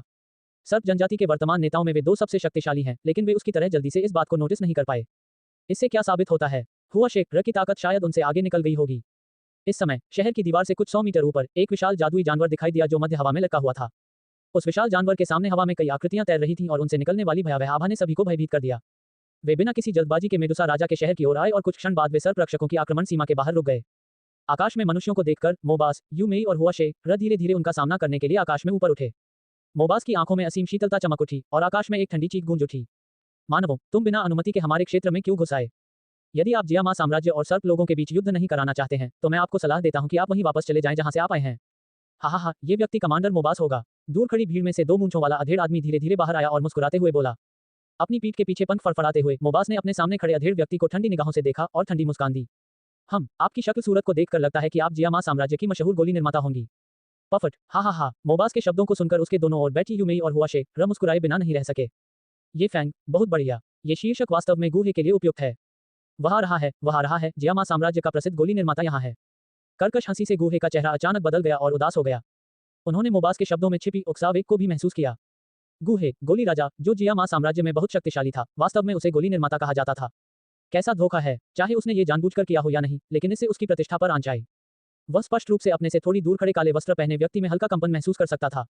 इससे वह बहुत बदसूरत दिखने लगा। जिस महिला से वह प्यार करता था, उसके सामने उसे उकसाया जाना बहुत शर्मनाक था। ये बेहद अपमानजनक था। उसने अपने हाथों को कसकर जकड़ लिया और इस क्षण उसके शरीर में लड़ाकू भावना जाग उठी। मोबास ने उसकी ओर देखा, उसे बिल्कुल भी डर नहीं लगा और उसके शरीर में भी लड़ने की भावना जाग उठी। हालांकि इस समय गूहे के शरीर में लड़ाकू ऊर्जा का उतार चढ़ाव कम हो गया और उसने अपने होठों पर मुस्कान के साथ कहा, हा, कमांडर मोबास की आंखें जहरीली हैं। मैं वास्तव में गूहे हूँ। आसमान से आती ठंडी आवाज ने लोगों को गूहे के धैर्य की प्रशंसा करने पर मजबूर कर दिया। जियामा साम्राज्य के प्रसिद्ध पिलकिंग के रूप में वह इतना सहनशील हो सकता है, जो वास्तव में अद्वितीय है। हालांकि एक आकर्षक महिला के लिए जो पहले से ही अपने दिल में किसी और की थी, ये गूहे अधिक से अधिक डरपोक होता जा रहा था। इस तरह के सहनशील रवैये के साथ वह पिलकिंग नाम के योग्य हैं। उनमें सचमुच एक मजबूत व्यक्ति की आभा का अभाव है। ये फैंग, ओ, क्या यह आप ही नहीं थे जिन्होंने पहले कार्रवाई की थी? गूहे को देखते हुए, जो उकसावे के बावजूद भी खुलकर बात कर रहा था और हंस रहा था, हुआ शीर की आंखें थोड़ी सिकुड़ गईं। वह वास्तव में वैसा ही है जैसा उसके छोटे भाई ने बताया था। अगर यह बिल्कुल जरूरी न हो, तो वह युद्ध शुरू करने का विकल्प नहीं चुनेगा। यदि ऐसा है, तो अन्य कमांडरों पर भरोसा करना अच्छा होगा। हा, सभी कुलीनों के रूप में हस्तक्षेप करने का साहस कर रहे हैं। मुझे रानी मेडुसा के साथ चर्चा करने के लिए कुछ मामले हैं। मुझे आश्चर्य है कि क्या महारानी प्रकट हो सकती हैं। ... अध्याय का अंत। एक टिप्पणियां, 0 वोट। टिप्पणियां। मैं देखना चाहता हूं कि आप में से कौन एक कदम भी आगे बढ़ने की हिम्मत रखता है। उकसाए जाने और पिलबास्टर के रूप में वर्णित किए जाने के बाद गूहे ने विनम्रता से यूमेई और अन्य लोगों पर मुस्कुराते हुए कहा, मुझे आश्चर्य है कि क्या महारानी चर्चा के लिए मिल सकती हैं। हा, महारानी से मिलिए। माफ करें, मैं आपको यह नहीं बता सकता। अपना सिर हिलाते हुए मोबास ने बिना किसी हिचकिचाहट के दृढ़ता से मना कर दिया, क्योंकि वह जानता था कि देरी करने और अन्य कमांडरों के आने तक प्रतीक्षा करने का यही एकमात्र तरीका था। अरे गूहे, तुम हमेशा ऐसे क्यों होते हो? इन सांप लोगों के साथ शब्दों को क्यों बर्बाद करते हो? पहले इस शहर को तोड़ो और फिर देखो कि वह महिला बाहर आती है या नहीं। गूहे के बगल में एक रूखा सा दिखने वाला आदमी मोबास की बातें सुनकर आगे आया और उसका मजाक उड़ाया। हाँ, सिर्फ तुम छोटे बच्चे। मोबास ने उस व्यक्ति की ओर देखा और अपनी आंखों में तिरस्कार के भाव के साथ ठंडे स्वर में चिल्लाया, तुम अपने आप को क्या समझते हो? पता चला कि तुम तो बस एक मूर्ख शेर हो जिसके सिर पर मांसपेशियां हैं। जिस आदमी को उसने गूंगा शेर कहा था, वह स्वाभाविक रूप से जियामा साम्राज्य के 10 सबसे मजबूत व्यक्तियों में से एक था, शेर राजा यानशे। जियामा साम्राज्य और सांप लोगों के बीच अक्सर युद्ध होते रहते थे। स्वाभाविक रूप से ये डुकिंग पावर हाउस और सांप लोगों के कमांडर स्वाभाविक रूप से एक दूसरे को जानते थे, लेकिन फिर भी कुछ ऐसे थे जो नहीं जानते थे। यानशे के उकसावे के समय हुआ शेर, जो मेडुसा किंग सिटी की रक्षा की प्रभारी थी, ने धीरे से अपना हाथ उठाया। नीचे शहर की दीवार पर खड़े सभी पहरेदारों के साथ साथ मेडुसा सांप के पहरेदारों ने एक साथ अपने भालों और धनुषों से गूहे और उसके समूह पर निशाना साधा। बेशक उन्होंने उत्तेजक यानशे का अतिरिक्त ख्याल रखा और कई डूस्पिरिट स्नेक गार्डों ने अपने भाले उस पर तान दिए। नीचे से दबाव महसूस करते हुए यानशे के चेहरे पर कोई डर नहीं दिखा। इसके बजाय वह बेतहाशा मुस्कुराया और कहा, हा, तुम ये पूरी तरह से काला सड़ा सांप ज्यादा बेहतर नहीं लग रहे हो, है ना? अगर तुम उस समय इतनी जल्दी भाग नहीं गए होते तो तुम्हारे काले सांप कबीले का नेता बदल गया होता। हा, मुझे नहीं पता क्या तुम्हारा सड़ा सांप इतने सालों में सुधर गया है। तुम मूर्ख शेर, आओ और कोशिश करो। मोबास की तीखी पुतलियां ठंडी रोशनी से चमक उठी और उसने गंभीरता से कहा, ठीक है बूढ़े शेर, झगड़ा बंद करो। जब ये दोनों शत्रु आपस में मिले तो लाल आंखों से उन्हें देखकर गूहे को असहाय महसूस हुआ। सांप लोगों और जियामा साम्राज्य के मनुष्यों के बीच लंबे समय से दुश्मनी चल रही है। मिलने के बाद शांति से रहना पूरी तरह से असंभव है। यानशे और मोबास की बहस को रोकते हुए उन्होंने नीचे की ओर देखा और फिर सांप जनजाति के 3 शक्तिशाली लोगों से कुछ और नहीं कहा। उन्होंने कहा कि यदि वे इसमें देरी करते रहे तो ये सब व्यर्थ हो जाएगा। रानी मेडुसा नहीं आई, जो उनके चरित्र के विपरीत था। शायद जब उसने स्वर्गीय ज्वाला प्राप्त की थी तब वह गंभीर रूप से घायल हो गई थी और अब वह बिल्कुल भी प्रकट नहीं हो सकती। उन्हें प्रयास तो करना ही था। उसने धीरे से सांस छोड़ी और तुरंत लड़ाकू भावना के अत्याचारी वाहक द्वारा चिल्लाने की आवाज पूरे शहर में फैल गई। रानी मेडुसा, मैं जियामा साम्राज्य का गूहे हूँ। मैं आपके कबीले के साथ युद्ध शुरू करने के लिए यहाँ नहीं हूँ। मैं आपसे बस कुछ बात करना चाहता हूँ, इसलिए कृपया बाहर आइए और मिलिए। उसकी हरकतें देखकर यूमेई, मोबास और हुआ शीर सभी के माथे पर बल पड़ गए। वे अच्छी तरह जानते थे कि रानी मेडुसा इस समय अभ्यास कर रही थी और वे उसे परेशान नहीं कर सकते थे। अब ऐसा लग रहा था कि वे सचमुच अब और अधिक नहीं रुक सकते। यदि रानी मेडुसा अभी अभ्यास नहीं कर रही होती, तो इस स्थिति में वह अवश्य ही एक क्षण में भड़क उठती और इन दुष्ट मनुष्यों से युद्ध करती। लेकिन अब यह मुश्किल है। इस बार सांप जनजाति वास्तव में बड़ी मुसीबत में है। पूरे शहर में दहाड़ की आवाज गूंज उठी। एक पल बीत गया, लेकिन अभी भी कोई प्रतिक्रिया नहीं हुई। इससे मोबास और अन्य 3 लोगों के माथे पर हल्का ठंडा पसीना आ गया। ये बुरा है। गूहे ने अपनी आंखें थोड़ी सिकोड़ लीं और फिर से चिल्लाया, लेकिन उसे अभी भी कोई प्रतिक्रिया नहीं मिली। इसके कारण दोनों पक्षों की प्रतिक्रियाएं बिल्कुल भिन्न रहीं। जबकि मोबास और अन्य लोग पसीने से तरबतर थे, गूहे ने गर्व से एक हल्की मुस्कान दिखाई। ऐसा लगता है कि मेरी उम्मीद सही है। रानी मेडुसा गंभीर रूप से घायल है और ऐसी चोटें इतनी जल्दी ठीक नहीं होती। जैसे ही उसने बोलना समाप्त किया, हुआ शेख और अन्य लोगों के हाव भाव अचानक बदल गए। यूमेई मोबास के पास आए, एक आकर्षक मुस्कान दिखाई और एक ठंडी मुस्कान के साथ कहा, गोली राजा, आप बहुत ज्यादा हंगामा कर रहे हैं। मैं बस रानी मेडुसा से मिलना चाहता था। वह पिछवाड़े में नहा रही है और कपड़े बदल रही है। तुम इंसानों की वजह से वह कैसे आ सकती है? हे, क्या ऐसा है? चलो कोशिश करते हैं और पता लगाते हैं। गूहे के बगल में काले लबादे पहने एक सफेद बालों वाला बूढ़ा आदमी एक कदम आगे बढ़ा और एक राजसी आत्मिक ऊर्जा अचानक उसके शरीर से फूट पड़ी। शक्तिशाली ऊर्जा ने तुरंत उसके शरीर पर लगे काले वस्त्र को फाड़ दिया, जिससे उसके अंदर का असली रूप प्रकट हो गया।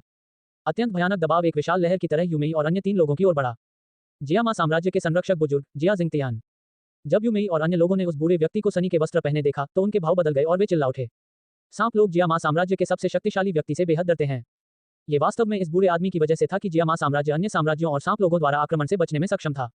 शक्तिशाली डू सम्राट का सामना करने के लिए 3 डू राजा स्पष्ट रूप से पर्याप्त नहीं थे, विशेष रूप से जिया जिंगतियान, जो डू सम्राटों में सर्वोच्च अस्तित्व था। 9 सितारा डू सम्राट के शिखर के रूप में जिंगतियान की ताकत यह है कि वह रानी मेडुसा के साथ लड़ाई में अजेय हो सकता है। इसके अलावा उसके सामने मोबास, यूमेई और हुआशीर भी डू सम्राट नहीं है, इसलिए वे मजबूत दबाव का विरोध करने में असमर्थ हैं।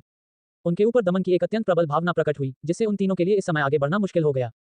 3 डू राजाओं का दमन करने के बाद जिंगतियान ने तुरंत गूहे से कहा, गूहे, तुम किसका इंतजार कर रहे हो? जल्दी करो और स्वर्गीय ज्वाला को खोजो। बूढ़े व्यक्ति के अचानक इस कदम से सभी लोग अचंभित रह गए। उन्होंने तुरंत ही कार्रवाई की। इस बार युद्ध अवश्यंभावी था। जिंगतियान की बातें सुनने के बाद गूहे ने तुरंत दोनों तरफ काले लबादे में खड़े अन्य 2 लोगों को सिर हिलाकर हाँ कर दी। उन्होंने अपने पंख फैलाए और तेजी से नीचे मेडुसा किंग सिटी की ओर उड़ चले। मैं देखना चाहता हूं कि आप में से कौन शाही शहर में कदम रखने की हिम्मत करता है। इस समय एक अत्यंत दबंग ठंडी आवाज अचानक आसपास के स्थान से गूंज उठी। यह आवाज सुनकर सभी लोग चौंक गए और उनके शरीर जो पहले नीचे झपट्टा मार रहे थे, अचानक रुक गए। वे सभी समझते हैं कि यह आवाज क्या दर्शाती है। इस समय यूमेई और अन्य लोगों पर दबाव अचानक खत्म हो गया, जिससे उन तीनों को राहत मिली और वे आश्चर्य से सामने देखने लगे। उन तीनों के सामने अचानक अंतरिक्ष अजीब तरह से घूम गया। ये दृश्य देखकर सभी लोग आश्चर्यचकित हो गए। वहां उपस्थित 3 शक्तिशाली डू सम्राटों को छोड़कर बाकी सभी ने अवचेतन रूप से एक कदम पीछे ले लिया। ये पूरी तरह से उनकी प्रतिक्रिया थी, क्योंकि उसकी कुख्यात प्रतिष्ठा उन्हें ये सुनते ही भय से कांपने और पीछे हटने के लिए पर्याप्त थी, और वे उसे देखते ही पीछे हट जाते थे।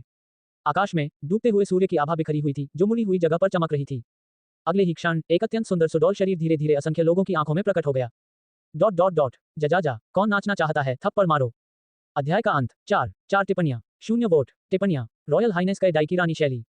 एक सुंदर और भव्य लाल ब्रोकेट के वस्त्र से सुसज्जित एक सुंदर आकृति अचानक सबके सामने आ गई। उसके नीचे का नाजुक शरीर मोटा और सुंदर था, पके आड़ू के समान, जिसमें आकर्षण का एक स्पर्श झलक रहा था। इस आकर्षण में एक मिठास है, फिर भी यह मिठास काफी आनंददायक है। उसके लंबे सुंदर बाल उसके कंधों से लेकर उसकी पतली पतली कमर तक सहजता से लहरा रहे थे, जिससे उसे एक आकर्षक आकर्षण मिल रहा था। ब्रोकेट के वस्त्र के नीचे एक बैंगनी सांप की पूंछ हल्की सी हिल रही थी, एक जंगली और मोहक प्रलोभन जिसने लोगों को थोड़ा गर्म महसूस कराया। वह लगभग दोषरहित चेहरा किसी के भी दिल को झकझोर देने के लिए काफी है, क्योंकि वह सचमुच सुंदर और गौरवशाली है। इस महिला का वर्णन करने के लिए केवल एक शब्द पर्याप्त है, सौंदर्य। हालांकि इस आकर्षण के नीचे उन संकीर्ण आंखों में एक नर्म और बर्फीला रंग है जो अतीत से अलग है। बेशक उसके अंदर का बड़प्पन और अनुग्रह सामान्य व्यक्तियों में बेजोड़ है, जो हर किसी को आश्चर्यचकित करने के लिए पर्याप्त है। महारानी को देखिए। जैसे ही यह आकर्षक महिला प्रकट हुई, यूमेई, हुआशीर और मोबास के नेतृत्व में तीनों व्यक्ति तुरंत झुक गए और नीचे शहर की दीवार पर खड़े सभी लोगों के साथ शामिल हो गए। सम्मान से भरी यह ध्वनि आकाश में गूंज उठी, जिससे सुनने वालों की रीढ़ में सिहरन दौड़ गई। दूसरों के सम्मान की तुलना में मोबास को हवा में झुकते देख उसकी भौहें भ्रम में सिकुड़ गईं, क्योंकि उसे अचानक एहसास हुआ कि अब उसके सामने खड़ी उस महिला के लिए उसके मन में कुछ भी नहीं रह गया है, जिस पर उसका दिल आ गया था। इससे उसे विचार आया कि क्या उसका दिल टूट गया है, और क्या अब उसे महान रानी में कोई दिलचस्पी नहीं है? क्या महारानी ये फैन के करीब नहीं आ गई? तो इससे क्या फर्क पड़ता है? रिश्ता पक्का होने से पहले मेरे पास एक मौका था। उसे देखने के बाद मैं कुछ भी महसूस कैसे नहीं कर सकता? क्या अब मेरे हृदय में रानी के लिए कोई प्रेम नहीं रहा? पहले की प्रसन्नता भरी निगाहों के विपरीत अब उसकी आंखों में संदेह था। हालांकि इस समय हुआ शेख र ने मोबास की घबराहट को भांपते हुए उसे घूर कर देखा। यह आंखें घुमाना किसी महिला का छेड़खानी वाला कृत्य नहीं था, बल्कि एक आप समझ गए प्रकार का इशारा था। हुआ शेख र की आंखों में देखकर मोबास तुरंत ही प्रबुद्ध हो गया। उसकी आंखों में चमक आ गई और उसके चेहरे पर एक आश्चर्यचकित मुस्कान छा गई। मेरा हृदय अपरिवर्तित है। सांप लोगों को बचाया जा सकता है। ये फैंग, तुम नहीं बदलोगे, लेकिन तुम्हारे भाग्य में एक तरफा प्यार लिखा है। मोबास की उलझन के विपरीत मेडुसा स्नैक गार्ड के कप्तान के रूप में हुआ शीर ने स्वाभाविक रूप से कुछ चीजों को समझ लिया। रानी मेडुसा की निजी रक्षक कप्तान के रूप में वह मेडुसा से घनिष्ठ रूप से परिचित थी। वह एक शक्तिशाली रानी थी, उसकी जन्मजात प्रभुता को कोई दूसरा नहीं दोहरा सकता था। वह दोनों रानियों की विशिष्ट विशेषताओं से अच्छी तरह परिचित थी और आसानी से उनके बीच के अंतर को पहचान सकती थी। उसका छोटा भाई ये फैंग बेहोश महारानी कैडाई को बचाने के लिए गुप्त रूप से निकल गया था। अब जब वह वापस आ गया है तो संभवतः वह दुर्लभ खजाना साथ लेकर आया है जिसने महारानी कैडाई को जगा दिया था। तो अब उनके सामने जो आंकड़ा है वह होगा। स्वाभाविक रूप से यह महारानी नहीं थी बल्कि जागृत महारानी कैडाई थी। यह अनुमान लगाते हुए हुआ शीर ने मोबास की उलझन को देखा और उसे ऐसे भाव से संदेश दिया कि वह भ्रमित न हो। जहां तक यूमेई का सवाल है वह अनजान बनी रही क्योंकि मेडुसा और कैडाई में कोई अंतर नहीं था। केवल वे ही बता सकते थे जो उनसे परिचित थे। विशेष रूप से वर्तमान कैडाई अपनी पिछली सौम्यता की तुलना में वह अब उग्रता और राजसीपन से भरपूर है, एक सच्ची रानी शैली। ये फैंग, क्या आप दोहरी खुशी के बारे में जानते हैं? कैडाई भी अत्यंत दुर्जय है, रानी मेडुसा से ज्यादा कमजोर नहीं है और स्वाभाविक रूप से इन आक्रमणकारी मनुष्यों से डरती नहीं है। उसकी आंखों में बर्फीली कोमलता की झलक झलक उठी जब उसने अपने सामने खड़े बूढ़े राक्षस को अत्यंत ठंडी नजर से देखा। जिया जिंगटियन। रानी मेडुसा को देखते हुए जो अचानक आकाश में प्रकट हुई थी, जिया जिंगटियान के वृद्ध चेहरे पर शिकन आ गई। यहां तक कि उसे भी इस व्यक्ति से सावधान रहना पड़ा क्योंकि पिछली बार जब उसने उससे लड़ाई की थी तो अंत में उसे हार का सामना करना पड़ा था। गूहे और नीचे खड़े अन्य लोगों के चेहरे पर भी उदासी छा गई। कई डू राजा और डू आत्मा शक्तियों को ले जाने वाला राक्षस अनजाने में अन्य दो डू सम्राट योद्धाओं के करीब चले गए। ये पूरी तरह से एक प्रतिक्रिया थी क्योंकि रानी मेडुसा की प्रतिष्ठा इतनी भयावह थी कि उससे भय और सम्मान दोनों पैदा हो गए। इसको इस बात की परवाह नहीं है कि आप किस प्रकार के डू राजा या किमियागर हैं। यदि वह क्रोधित हो गई तो जो कोई भी डू सम्राट शक्तिशाली नहीं है वह निश्चित रूप से मर जाएगा। यहाँ तक कि पूर्व बर्फ सम्राट भी उसके साथ युद्ध के बाद बिना किसी निशान के गायब हो गया, जिससे उसकी शक्ति की भयावह सीमा का पता चलता है। मानवों, तुमने हमारे कबीले पर आक्रमण करने का दुस्साहस किया। क्या तुमने सचमुच सोचा था कि मैं तुम्हें ऐसे ही घूमने दूंगी? कैडाई ने अपना सिर नीचे किया, अपने सामने जिंगटियान को देखा। उसके लाल होठों पर एक हल्का सा चाप बन रहा था। एक पल में उस मुस्कान ने लोगों को अचंभित कर दिया। एक भौं और एक मुस्कान के बीच यह एक पल में जादुई जानवर के ऊपर डीपू आत्माओं को मंत्रमुग्ध करने के लिए पर्याप्त था। यहाँ तक कि गूहे और कई अन्य डू राजाओं के दिलों में भी इस समय हलचल महसूस हुई। ये सब स्वाभाविक रूप से एक अन्य महिला द्वारा देखा गया। काले लबादे के बाहर से उसकी खूबसूरत आंखों से झलकती एक झलक से उसे स्वाभाविक रूप से अपने आसपास के लोगों से थोड़ी घृणा महसूस हुई। विशेषकर गूहे पिलकिंग का सम्मान गिर गया। यकीनन ये बदबूदार आदमी मेरे छोटे से बिगड़े लड़के से अलग हैं। जब वे एक सुंदर महिला को देखते हैं तो वे आगे नहीं बढ़ सकते, मेरे छोटे विकृत के विपरीत। यनरान नामक एक खूबसूरत और प्रगतिशील लड़की से मिलने के बाद भी उसने उसके साथ कभी कुछ बुरा नहीं किया। ये फैंग, सुंदर एवं अग्रगामी रानी को जिंगटियान के साथ बात करते देखकर गूहे को असहजता महसूस हुई। वास्तव में केवल सापेक्ष शक्ति से ही कोई बात करने के योग्य हो सकता है। एक बार जब ये पिलकिंग स्वर्गीय ज्वाला को अवशोषित कर लेगा तो मैं निस्संदेह एक शक्तिशाली डू सम्राट और छठी श्रेणी का किमियागर बन जाऊंगा। तब मैं प्रमुख साम्राज्यों में प्रसिद्ध हो जाऊंगा और तब मैं यूनर के सामने विवाह का प्रस्ताव रख सकूंगा। कैडाई की मुस्कुराती निगाहों के सामने जिंगटियान ने कुछ नहीं कहा क्योंकि इस बार वह नेतृत्व करने वाला नहीं था और उसने देखा कि उसके सामने खड़ी महिला की ओर से उसे कोई शत्रुता महसूस नहीं हो रही है, इसलिए बेहतर होगा कि वह संघर्ष को न भड़काए। वह सुरक्षित है। एक नर्म आवाज गूहे के कानों तक पहुंची जिससे उसने अपनी आंखें संकुचित कर लीं और जिंगटियान की आशंका को समझ गया। अपने दिल में कुछ भावनाओं को दबाते हुए उसने अपना सिर उठाया और मुस्कुराया। महारानी मेडुसा, आपसे मिलना मेरे लिए सम्मान की बात है। मैं जिया मां साम्राज्य का गूहे हूँ। अपनी सुंदर आंखों से कैडाई ने फामा के बगल में काले वस्त्र पहने आदमी की ओर देखा जो एक बड़े कढ़ाई में तल्लीन था और मुस्कुराए। मैंने आपके बारे में सुना है, आप पिल के 8वें राजकुमार हैं। गूहे, मैं, हे, ये शब्द हंसी पैदा करने वाले थे लेकिन किसी की भी हंसने की हिम्मत नहीं हुई। इसलिए नहीं कि गूहे एक किमियागर थे बल्कि इसलिए कि ये रानी मेडुसा के शब्द थे। अगर आप हंसने की हिम्मत रखते हैं, अगले ही पल आपको आने वाली मौत की अनुभूति हो सकती है। आखिरकार वे ये फैंग नहीं हैं। वे दो रानियों के साथ फ्लर्ट करने के लिए पर्याप्त साहसी नहीं हैं। अगर तुम मुझसे कुछ बात करना चाहते हो तो पहले तुम्हें ईमानदारी दिखानी होगी। कैडाई की शरद ऋतु जैसी आंखें चालाकी से चमक उठी जब वह धीरे से बोली। मुझे बताइए, आप हमारे कबीले के नुकसान की भरपाई कैसे करना चाहते हैं? मास्टर गूहे। गूहे, ओह, पहले तो आपने पिलकिंग के रूप में मेरी उपाधि का अपमान किया और अब आप मुझसे नुकसान की भरपाई करने को कह रहे हैं। मैं, सहनशीलता, dot dot dot dot dot dot. अध्याय का अंत, टिप्पणियां। गूहे यून को बीमार महसूस कराता है। गूहे को बहुत गुस्सा आया जब उन्होंने सुना कि रानी मेडुसा ने उनके गोली राजा की उपाधि का अपमान किया है और उनसे अपने क्षेत्र में घुसने से हुए नुकसान की भरपाई करने को कहा। हालांकि सांप लोगों और जिया मां साम्राज्य के बीच युद्ध न हो, इसके लिए वह इसे कुछ समय तक ही सहन कर सकता था। कुआं, इस समय उसके चेहरे पर दो मूंछें थोड़ी शर्मिंदा दिख रही थी, लेकिन वह शांति से मुस्कुराया, अपने हाथों को गर्व से हिलाया और मुस्कुराते हुए कहा, महारानी मेडुसा, हमने आपके क्षेत्र में जबरदस्ती घुसकर वास्तव में अशिष्टता की है। मैं, गूहे, इन नुकसानों की भरपाई करूंगा। यह विनम्र रवैया स्वर्गीय ज्वाला पाने के उनके दृढ़ संकल्प को नजरअंदाज करना असंभव बना देता है। बेशक कुछ लोगों को ये कायरता लगती है। जिया मां साम्राज्य के पिलकिंग के रूप में वह इस बार बहुत सारे मजबूत लोगों को लेकर आया था और फिर भी वह बहुत काय था। ये जिया मां साम्राज्य के लिए अपमान की बात है। बेशक इससे भी बदतर बात यह थी कि इसने मिस्टी क्लाउड संप्रदाय को शर्मिंदा कर दिया, जिससे काले लबादे के नीचे छिपी यून स्पष्ट रूप से परेशान हो गई। बेशक गूहे को इस बारे में कोई जानकारी नहीं थी। वह बस इतना चाहता था कि अगर ऐसा नहीं हुआ तो लड़ाई से बचा जा सके।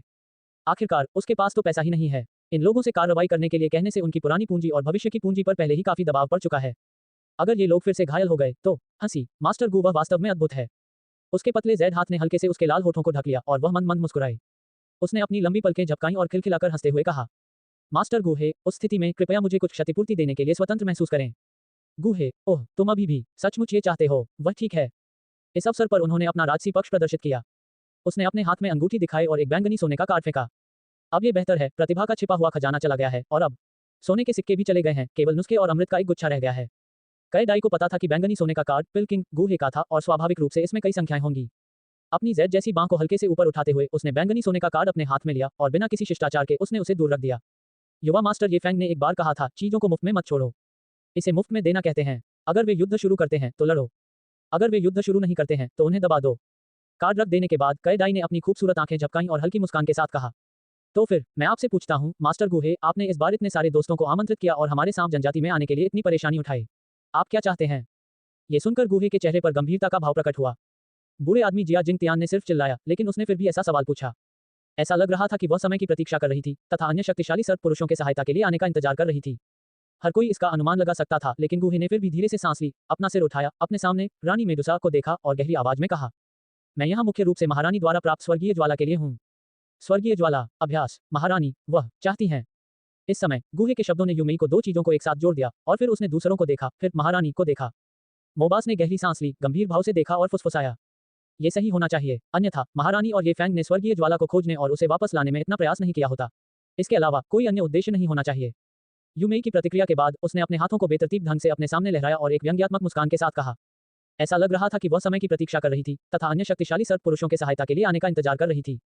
वेब नोवेल ऐप डाउनलोड करें। हर कोई इसका अनुमान लगा सकता था, लेकिन गूहे ने फिर भी धीरे से सांस ली, अपना सिर उठाया, अपने सामने रानी मेडुसा को देखा और गहरी आवाज में कहा, लेकिन हे भगवान, उस चीज की विफलता दर बहुत ज्यादा है। अगर महारानी को कुछ हो गया तो हमारे सांप जनजाति के नए उत्थान की संभावना। अफसोस, सांप लोगों के बीच स्थिति और अधिक तनावपूर्ण होती जा रही है। हमारी वर्तमान ताकत के साथ हम हर जगह मनुष्यों द्वारा दबाए जा रहे हैं। मोबास ने धीरे से आह भरी और फुसफुसाया, अगर वे जानते हैं कि सांप लोगों के पास स्वर्गीय ज्वाला है तो हमारा भाग्य और भी बुरा होगा। केवल महामहिम रानी ही सांप लोगों को गौरव की ओर ले जा सकती हैं। यूमेई ने हल्के से सिर हिलाया और फिर दोनों ने हुआ शेख र की ओर देखा। आप महारानी के स्वभाव को भी जानते हैं, बहुत अधिक जानना अच्छी बात नहीं है। हुआ शेख र को इस बारे में काफी समय से पता था और रानी मेडुसा ने ही उसे किसी को भी यह जानकारी न बताने के लिए कहा था। मेडुसा मंदिर से जो समाचार सामने आया वह वही था जो रानी मेडुसा बताना चाहती थी। अगर वह नहीं चाहती तो वह अपने शब्दों में भी यह बात नहीं बताती। मेडुसा के रक्षकों और नौकरानियों की वफादारी पर कोई सवाल नहीं है। उदाहरण के लिए, ये फैंग मेडुसा मंदिर में रहता है, लेकिन कोई नहीं जानता कि ये फैंग रानी मेडुसा के साथ एक ही छत के नीचे रहता है। यूनेई और मोबास दोनों ने सिर हिलाया। चूंकि महामहिम रानी ने ऐसी कार्रवाई की है, इसलिए ऐसा लगता है कि आज एक बड़ी लड़ाई अपरिहार्य है। गूहे ने जो कहा उसे सुनने के बाद कई डाई ने अपनी बहन की ठंडक और अहंकार की नकल की, धीरे से अपने लाल होठों को चाटा और अजीब पुतलियों की एक जोड़ी के साथ उसे घूर कर देखा। उन खूबसूरत आंखों में तेजस्वी सौंदर्य के अलावा एक ठंडी ठंडक भी थी। हालांकि उसने कुछ नहीं कहा, लेकिन उसकी शक्ति ने बुराई को उजागर कर दिया। यहाँ तक कि गूहे का शरीर, जो अभी अभी बाहर निकला था, सावधानी से काले वस्त्र पहने यून यून के पीछे चला गया। यून यून के लिए उसकी कायरतापूर्ण हरकतें स्वाभाविक रूप से कचरे के समान ही बेकार हैं। वह अच्छी तरह जानती थी कि गूहे उसे पसंद करता है, लेकिन उसने जो किया वह किसी भी महिला के लिए बेहद घृणित था। ये गूहे हर बार ऐसा ही करता है। अगर वह मुझे पसंद करता है तो मुझे परवाह नहीं है कि वह मेरी रक्षा नहीं करता है, लेकिन वह फिर भी मुझसे उसकी रक्षा करने के लिए कहता है। जो आदमी मुझे पसंद करता है वह दुश्मन का सामना करते समय मेरे पीछे छिप जाता है। ये बस इतना है, बहुत घिनौना मत बनो। वह छोटा सा बिगड़ेल व्यक्ति उस समय सिर्फ एक डू ग्रैंड मास्टर था और वह मुझसे, जो एक शक्तिशाली डू सम्राट था, डरता नहीं था। उस छोटे विकृत व्यक्ति की तुलना में जिसकी ताकत डू राजा से कहीं कम है, गूहे तो बस कूड़ा है। उन्होंने मेरी रक्षा की, मेरी देखभाल की, मेरा ख्याल रखा और यहाँ तक कि मेरे लिए ग्रिल्ड मछली भी पकाए। यून यून पहले से ही अपने दिल में गूहे से नफरत करती थी और काले लबादे के नीचे छिपा उसका सुंदर चेहरा बेहद ठंडा हो गया था।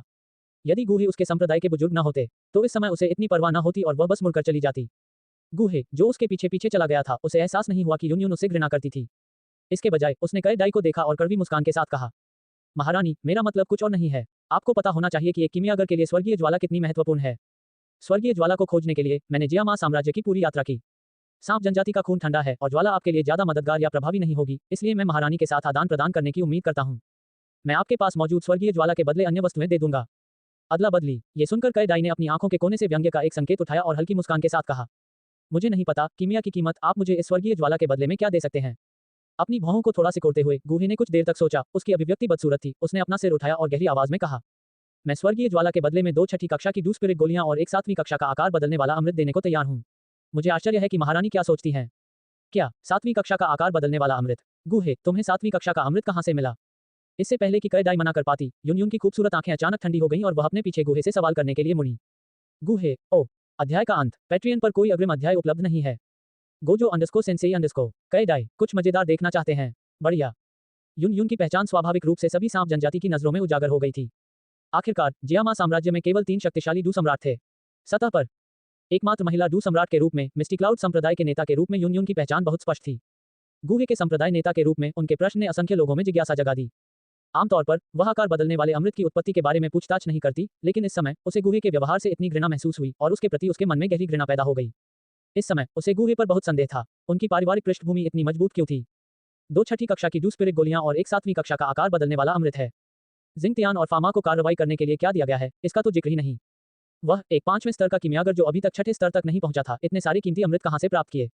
यून यून के बोलने के बाद जियामा साम्राज्य के अन्य शक्तिशाली लोगों ने भी संदेह भरी नजरों से गूहे की ओर देखा। खास तौर पर जिंगतियान, उसकी बूढ़ी आंखें इस समय थोड़ी सिकुड़ी हुई थीं। अगर जानकारी बहुत महत्वपूर्ण होती तो इससे शाही पद को खतरा हो सकता था। भले ही मिस्टी क्लाउड संप्रदाय डू स्पिरिट पिल हासिल करने में कामयाब हो सकता है, लेकिन वे 7वीं श्रेणी के आकार बदलने वाले अमृत को कैसे प्राप्त कर सकते हैं? जब उसने अचानक उससे सवाल किया तो गूहे का चेहरा काला पड़ गया और उसका दिल अचानक टूट गया। यून, क्या अब उसे मुझ पर भरोसा नहीं है?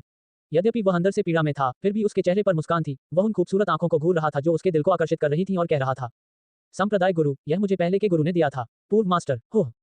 ये सुनकर यून यून की खूबसूरत आंखें सिकुड़ गईं, फिर उसने सिर हिलाया और आगे पूछना बंद कर दिया। यद्यपि अन्य लोग अनभिज्ञ थे, लेकिन वह अच्छी तरह जानती थी कि पूर्व स्वामी मरा नहीं है, बल्कि एकांत में है। यून यून को आगे कोई पूछताछ न करते देख जिंगतियान ने अपनी भौं को थोड़ा सा सिकोड़ लिया तथा मिस्टी क्लाउड संप्रदाय के प्रति थोड़ी सतर्कता दिखाई। ऐसा लगता है कि संप्रदाय का प्रभाव उनकी कल्पना से कहीं अधिक है। इस मामले के सुलझ जाने के बाद ऐसा लगा कि उन्हें मजबूत व्यक्तियों की एक बैठक बुलाने की जरूरत है। गूहे ने देखा कि यून यून अब इस मामले पर जोर नहीं दे रहा है और उसके दिल का तनाव धीरे धीरे कम हो गया। इस समय दर्शकों की निगाहें एक बार फिर आसमान में रानी मेडुसा पर केंद्रित थीं। कई दाई ने धीरे से आह भरी, अपने मोहक लाल होठों को दबाया और अपनी खूबसूरत आंखों में थोड़ा अफसोस के साथ कहा, मुझे ये स्वीकार करना होगा कि आपकी शर्तें बहुत आकर्षक हैं, लेकिन मैं इसे आपके साथ नहीं बदलूंगा। अस्वीकृति के शब्द अत्यंत दृढ़ थे और उनमें दृढ़ संकल्प महसूस किया जा सकता था। जियामा साम्राज्य के सभी शक्तिशाली लोग इससे आश्चर्यचकित थे। नहीं बदल रहा, क्या उन्होंने गलत सुना? यद्यपि स्वर्गीय ज्वाला की ऊर्जा अत्यंत विशाल है, फिर भी यह सर्प जाति के लोगों के लिए एक आपदा है और उनके लिए कोई आकर्षण नहीं है ना? आखिरकार उनके जैसे ठंडे खून वाले सांप लोगों के लिए स्वर्गीय ज्वाला जैसी हिंसक और विनाशकारी चीज बहुत डरावनी है। उसकी अस्वीकृति सुनकर गूहे और अन्य शक्तिशाली लोग दंग रह गए। इस औरत का सिर टूटा हुआ है। एक दिव्य ज्वाला क्यों रखते हो जो तुम्हारे लिए बेकार है? बेहतर होगा कि तुम इसे अमृत से बदल लो। मूर्ख शेर राजा यानशे ने बहुत स्पष्ट आवाज में कहा। वास्तव में ये बिल्कुल भी उचित नहीं है, विंडनर फैंगली ने भी समझ से परे कहा। जिंगतियान और फामा ने थोड़ी आंखें सिकोड़ लीं। यद्यपि वे थोड़े भ्रमित थे, लेकिन उन्होंने ये भी समझा कि स्वर्गीय ज्वाला उनके लिए महत्वपूर्ण हो सकती है। जहां तक वह क्या करना चाहती है, ये जानने का उनके पास कोई तरीका नहीं है, लेकिन वे ये समझते हैं कि यदि वह अपना लक्ष्य हासिल कर लेती है तो ये जियामा साम्राज्य के लिए एक आपदा होगी। ऊंचे आसमान में गूहे कई दाई की अस्वीकृति से कुछ देर के लिए स्तब्ध रह गया और भौहें सिकोड़ते हुए बोला, महाराज, आपकी अस्वीकृति मेरी उम्मीद से परे है। ऐसा लगता है कि यह आदान प्रदान विफल होने जा रहा है। आपकी शर्तें वास्तव में मेरे लिए बहुत आकर्षक हैं, लेकिन कुछ कारणों से स्वर्गीय ज्वाला मेरे लिए बहुत महत्वपूर्ण है। उसके सुंदर चेहरे पर खेद का भाव दिखा और उसने धीरे से कहा, जहां से आए हो वहीं वापस जाओ। रानी मेडुसा के शब्द सुनकर गूहे की अभिव्यक्ति बदल गई। उसकी आंखें तेजी से चमक उठीं और उसने कहा, मुझे खेद है महामहिम रानी, स्वर्गीय ज्वाला मेरे लिए बहुत महत्वपूर्ण है और मैं इसे आज ही प्राप्त करने के लिए दृढ़ संकल्पित हूँ। सभी लोग कार्रवाई करें। उनके कठोर आदेश पर जियामा साम्राज्य के सभी शक्तिशाली लोग अचानक अत्याचारी आभा के साथ बाहर आ गए। जिंगटियन को पहले ही लाभ मिल चुका था और पुरस्कार के रूप में वह स्वाभाविक रूप से कई दाई की ओर बढ़ गया।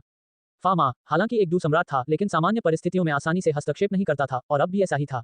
शायद गूहे की परिस्थितियां अभी तक कार्रवाई के लिए उसकी आवश्यकताओं को पूरा नहीं कर पाई थीं।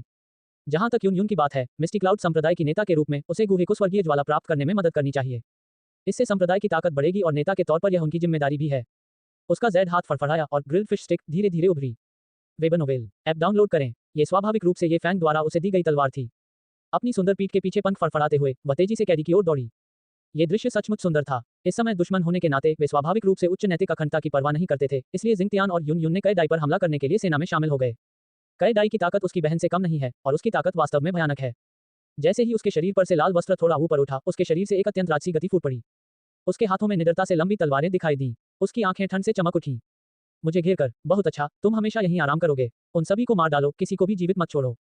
हाँ, ठंडे शोर के बीच यूमेई, मोबास और हुआशी र ने अचानक यानशी, फैंगली और लेइना के खिलाफ लड़ाई लड़ी। लेइना, तुम जिद्दी बुरे आदमी हो। पिछली बार की हार से तुम बहुत दुखी हो। अपनी पिछली प्रतिद्वंद्वी को देखकर यूमेई ने अपने सुंदर चेहरे पर एक आकर्षक मुस्कान के साथ कहा, इस बार तुम्हें ही कष्ट होगा। वह जानता था कि उसके लिए अपनी ताकत से यूमेई को हराना मुश्किल होगा, लेकिन अगर वह उसे रोक सके तो ये काफी होगा। हा, अंततः कार्रवाई करने का समय आ गया है। आओ सड़े सांप। मूर्ख शेर, आज मैं तुझे काट डालूंगा और एक भुना हुआ शेर का सिर बनाऊंगा। मोबास और यानशे शेर और बाघ की तरह आपस में टकराए और आकाश में जोरदार शक्ति टकराव हुआ। आपकी ताकत इतनी कैसे बढ़ गई? ये तुम हो जो कमजोर हो गए हो। फैंगली का प्रतिद्वंद्वी हुआ शेर र है। डू स्पिरिट पिल लेने के बाद हुआ शीर की ताकत पहले की तुलना में बहुत अधिक मजबूत है, जो मोबास और यानशी के बीच भीषण लड़ाई से अलग है।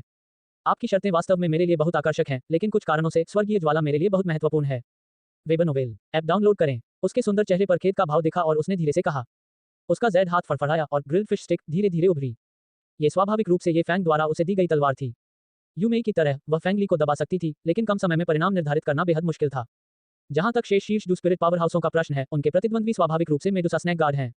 नीचे सांप लोगों के रक्षकों के लंबे भाले निकल आए और तीखे भालों को यहां तक कि चरम डू आत्मा शक्ति वाले लोगों के लिए भी गंभीरता से लेना पड़ा। विशेषकर मेडुसा सर्प रक्षकों में उनके जैसे शीर्ष डू स्पिरिट्स हैं। यदि वे अचानक पकड़े गए तो युद्ध के समय के कारण डू राजा भी शीघ्र ही पराजित हो जाएंगे। हम स्वर्गीय ज्वाला की शक्ति बहुत उन्मत्त है, इसलिए इसे इस महिला द्वारा छिपाया जाना चाहिए। एल्डर फामा, चलो इसे खोजने के लिए अंदर चलते हैं। गुहे ने रानी मेडुसा पर नजर डाली जो जियाजिंग तियान और युन युन के साथ लड़ रही थी, और उसके बगल में फामा से कहा। फामा ने अपनी आंखें थोड़ी सी खोल ली और धीरे से कहा, इस पिल बास्टर्ड को गोली मार दो, बर्फ का ड्रैगन उड़ रहा है। गुहे और फामा ने कुछ शांत शब्दों का आदान प्रदान करने के बाद वे जल्दी से मेडुसा मंदिर की दिशा की ओर उड़ गए। हम उन्हें अंदर नहीं आने दे सकते। सभी सांप रक्षकों, सुनो। अपने धनुष का प्रयोग करो और उस अमर बुजुर्ग को बड़े हंडे और पिल बास्टर्ड से मार गिराओ मेरे लिए। हाँ, शहर की दीवार के नीचे काले वस्त्र और मुखौटा पहने एक सर्प मानव ने आदेश दिया और उसी क्षण असंख्य तीरंदाजों ने आकाश में तीर छोड़े। बाणों की घनी वर्षा ने आकाश को ढक लिया, लेकिन दोनों कीमियागरों के लिए ऐसा लग रहा था जैसे वे शून्य पर तीर चला रहे हों। कीमियागरों के मौलिक गुण निस्संदेह अग्नि और लकड़ी हैं, जिनमें अग्नि सबसे शक्तिशाली है। समय बचाने के लिए फामा ने गुहे के बगल में अपना हाथ लहराया और एक अत्यंत भयानक ज्वाला ने अचानक उन्हें घेर लिया। इस ज्वाला ने एक प्रकाश कवच का निर्माण किया जिसने उन दोनों को घेर लिया तथा संपर्क में आने पर घने बाण वर्षा को राख में बदल दिया। जाना, जैसे ही उसकी आवाज गूंजी, वे तेजी से नीचे मेडुसा मंदिर की ओर उड़ चले। हम, क्या आपको लगता है कि सांप जनजाति का क्षेत्र आप मनुष्यों के लिए जंगली घूमने की जगह है? इस समय तीन आकृतियों ने अचानक गुहे और फामा को रोक दिया और आकाश में ठंडी चीखें गूंज उठी। फामा, आप बूढ़े आदमी, क्या आप हमें भूल गए हैं? सांप जनजाति के तीन बुजुर्ग। जब गुहे ने उन तीनों वृद्धों को भयानक नुकीले दांतों के साथ देखा तो उसका चेहरा गंभीर हो गया और वह धीमी आवाज में बोला। इन तीनों को देखकर गुहे, जो अभी अभी फामा के साथ साथ चल रहा था, धीरे से पीछे हट गया और उनके पीछे छिप गया, मानो उसने अभी अभी रानी मेडुसा को देखा हो। फामा, ओ, गुहे के व्यवहार के बारे में फामा ने स्पष्ट रूप से इसे सिर्फ देखा था। यद्यपि वह अपने वर्तमान कार्यों से आश्चर्यचकित नहीं थे, फिर भी वे अवाक थे। तुम यूनियन के पीछे छिप सकते हो, लेकिन इस बूढ़े आदमी के पीछे छिपकर मुझे किसी कारण से थोड़ी असहजता महसूस हो रही है। हम, उसने ठंडी सांस ली। ये स्पष्ट नहीं था कि यह सांस किसकी ओर थी। उसकी सफेद भौहों के नीचे की आंखें थोड़ी सिकुड़ गईं और उसने शांति से कहा, सांप लोगों के तीन बुजुर्ग, मेरे जैसा बुरा आदमी आपको कैसे भूल सकता है? लेकिन आज मेरे पास आपसे लड़ने के अलावा कोई विकल्प नहीं है। ठीक है, हम तीनों तुम्हारे साथ एक बड़ी लड़ाई लड़ेंगे, बूढ़े आदमी। जैसे ही ये शब्द निकले, तीनों बुजुर्गों के शरीर से तीन बहुत शक्तिशाली आभाएं फूट पड़ीं। एक क्षण में ये आभाएं अत्यंत आश्चर्यजनक तरीके से विलीन हो गईं और एक विशाल ऊर्जा में परिवर्तित हो गईं, जो एक साधारण डू सम्राट की शक्ति से भी अधिक थी। जब गुहे ने यह देखा तो उसे लगा कि इस बार इतने सारे लोगों को बुलाना बुद्धिमानी थी। उन्होंने यह उम्मीद नहीं की थी कि सर्प जनजाति की विरासत इतनी मजबूत होगी। सांप जनजाति के इन तीन बुजुर्गों द्वारा प्राप्त ऊर्जा साधारण डू सम्राट शक्तियों से अधिक थी। अगर फामा यहाँ नहीं होते तो उन्हें यहीं रोक लिया जाता। इन तीन लोगों की गति देखकर उनकी अभिव्यक्ति बदल गई और वे तत्काल बोले, बड़े फामा, मैं ये काम आप पर छोड़ता हूँ, मैं जाता हूँ। फामा, हे, मैं, अगर 7वीं कक्षा का वह अमृत नुस्खा न होता। आप कहाँ जा रहे हैं? तीनों बुजुर्ग गुहे को रोकना चाहते थे, लेकिन फामा ने उन्हें रोक दिया। बूढ़े लोगों, तुम्हारा प्रतिद्वंद्वी मैं हूँ। अपने सिर पर कड़ाई रखे फामा अपने हाथों को पीठ के पीछे रखे खड़े थे, उनकी आंखों में थोड़ी उग्रता दिख रही थी। फामा, हे, वेबनोवेल, ऐप डाउनलोड करें। मैं, अगर 7वीं कक्षा का वह अमृत नुस्खा न होता। हुंफ, एक ठंडी खर्राट के साथ उनके बीच लड़ाई अचानक भड़क उठी। अनगिनत रोशनियां लगातार उल्काओं की तरह आकाश में चमक रही थीं, जिससे डू सम्राट योद्धाओं के बीच युद्ध में हस्तक्षेप करना असंभव हो गया था। और अन्य तीन डू राजाओं के बीच लड़ाई भी एक अस्थायी गतिरोध पर पहुंच गई। मेडुसा किंग सिटी की दीवारों पर पिल किंग गुहे को उनकी ओर उड़ते हुए देखकर गार्डों के चेहरे बेहद गंभीर थे। ये व्यक्ति कोई साधारण डू किंग पावर हाउस नहीं था, इसके बजाय वह अत्यंत भयानक शक्ति वाला एक शीर्ष डू राजा था। इससे पहले कि अन्य कमांडर उनकी सहायता के लिए पहुंचते, उन्हें उसे रोकना पड़ा। हर कोई अपने भाले फेंको और इस पिल बास्टर्ड को मार गिराओ। शहर की दीवार पर खड़े सभी पहरेदारों ने भालों को देखा और आदेश देते हुए जहरीले भालों को अपने हाथों में ले लिया। गुहे ने भौहें सिकुड़ी, इन सांप लोगों के आदेश। वे अब विषैले भालों का प्रयोग करते हुए विनाश की ओर अग्रसर हैं। यहाँ तक कि गुहे, जो सांप के जहर के प्रति प्रतिरोधी था, को भी इस समय सतर्क रहना पड़ा। धनुष बाण तो आग की लपटों में जलकर नष्ट हो गए, लेकिन इन विषैले सांपों के भालों से उसी तरह निपटा नहीं जा सका। शहर की दीवार पर खड़े सर्प रक्षकों ने जहरीले भालों को कसकर पकड़ लिया और अचानक अपनी भुजाओं को पीछे की ओर धकेलने से अनगिनत जहरीले भाले छूट पड़े। अचानक आसमान में जहरीले भालों की एक काली वर्षा दिखाई दी, जो निकट आ रहे गुहे की ओर बरसने लगी। और उनके पीछे ऊंचाई का फायदा उठाते हुए दर्जनों सांप लोग तेजी से आ गए। एक सरसरी नजर से ही गुहे बता सकता था कि वहां 2 डू आत्माएं और एक दर्जन या उससे अधिक महान डू गुरु थे। इस प्रकार की शक्ति स्वाभाविक रूप से मेडुसा के निजी रक्षकों की थी। इस स्तर के विशेषज्ञों ने जब आक्रमण किया तो भयंकर आभा क्षण भर में ही व्याप्त हो गई। इसमें निहित ऊर्जा तेजी से बढ़ी और गुहे की ओर बढ़ी। इसके सामने गुहे ने लापरवाह होने की हिम्मत नहीं की। हवा में उसकी हथेलियां खुली और बंद हुई और एक हल्की नीली ज्वाला ने तुरंत उसके शरीर को घेर लिया। उसके पीछे के नीलेपन भी रसातल के पानी की तरह अधिक गहरे हो गए, जिससे लोगों को उनके दिल की गहराई से डर लगने लगा। उसने अपने हाथों से एक मुहर बनाई और धीमी आवाज में चिल्लाया, नीली लपटें, राक्षसी। जैसे ही उसकी चीख निकली, उसके सामने अचानक गहरे नीले रंग की लपटें प्रकट हुईं। उसके हाथों की एक लहर से वे प्रज्वलित हो उठे और एक प्रचंड शक्ति की तरह आगे बढ़ गए। अनगिनत जहरीले भाले जहां भी गुजरते थे, वे तुरंत जल उठते थे और दर्जनों सर्प पुरुषों की संयुक्त ऊर्जा गहरे नीले रंग की ज्वाला के नीचे नष्ट हो जाती थी। गुहे जियामा साम्राज्य के शीर्ष 10 शक्तिशाली व्यक्तियों में से एक होने के योग्य है, जो डू सम्राट के बाद दूसरे स्थान पर है। उसकी ताकत तो जबरदस्त है, लेकिन वह अब थोड़ा डरपोक हो गया है। अपने पंखों को थोड़ा फड़फड़ाते हुए उसका आकार बिजली की तरह 1 दर्जन से अधिक सर्प लोगों की सुरक्षा को भेदता हुआ निकल गया। जैसे ही उसने अपने हाथ आगे बढ़ाए, संघनित ऊर्जा एक पल में बाहर निकल गई। अचानक 1 दर्जन सांप लोग लड़खड़ाते हुए पीछे हट गए, खून थूकने लगे। जितनी जल्दी हो सके अवरोधकों से लड़ते हुए जब वह शहर में घुसने वाला था, तो एक काली आकृति, जिसका चेहरा थोड़ा बदलकर डराने वाला था, अचानक नीचे से आई। उसी क्षण उसके पंख फड़कने लगे और उसका शरीर तेजी से पीछे हट गया तथा उसकी ओर उड़ रहे एक सांप के भाले से बाल-बाल बच गया। उसने बड़ी उलझन के साथ नीचे देखा तो एक आदमी को देखा जो पूरी तरह से अपने शरीर को ढके हुए काले लबादे पहने हुए था। निचले शरीर पर सांप की पूंछ थी, जो शहर की दीवार के ऊपर से उसे घूर रही थी। उन आंखों में एक प्रकार की दया दिख रही थी। उसे मुझ पर दया आती है, आदरणीय पिलकिंग गुहे।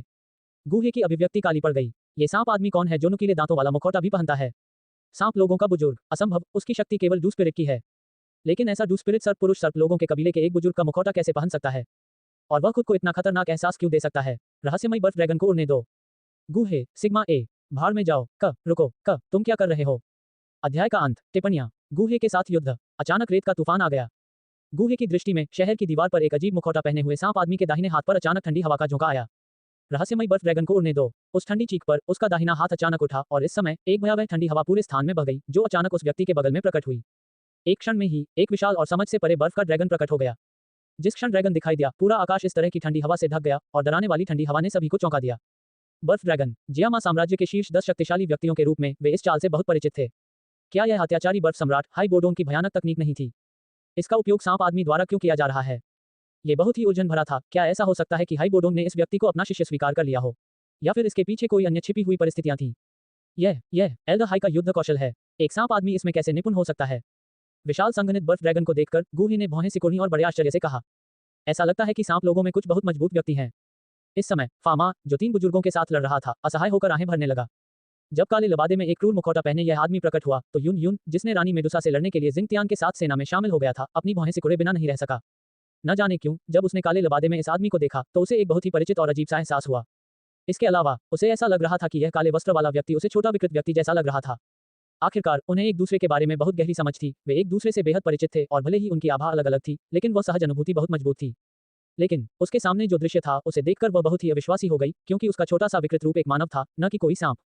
ऐसा लगता है मुझे उस छोटे चोर की बहुत याद आती है। मैं ऐसा क्यों हूँ? हम सिर्फ एक दिन के लिए अलग हुए हैं। मैं उस शरारती छोटे बिगड़ल लड़के के बारे में इतना क्यों सोच रहा हूँ?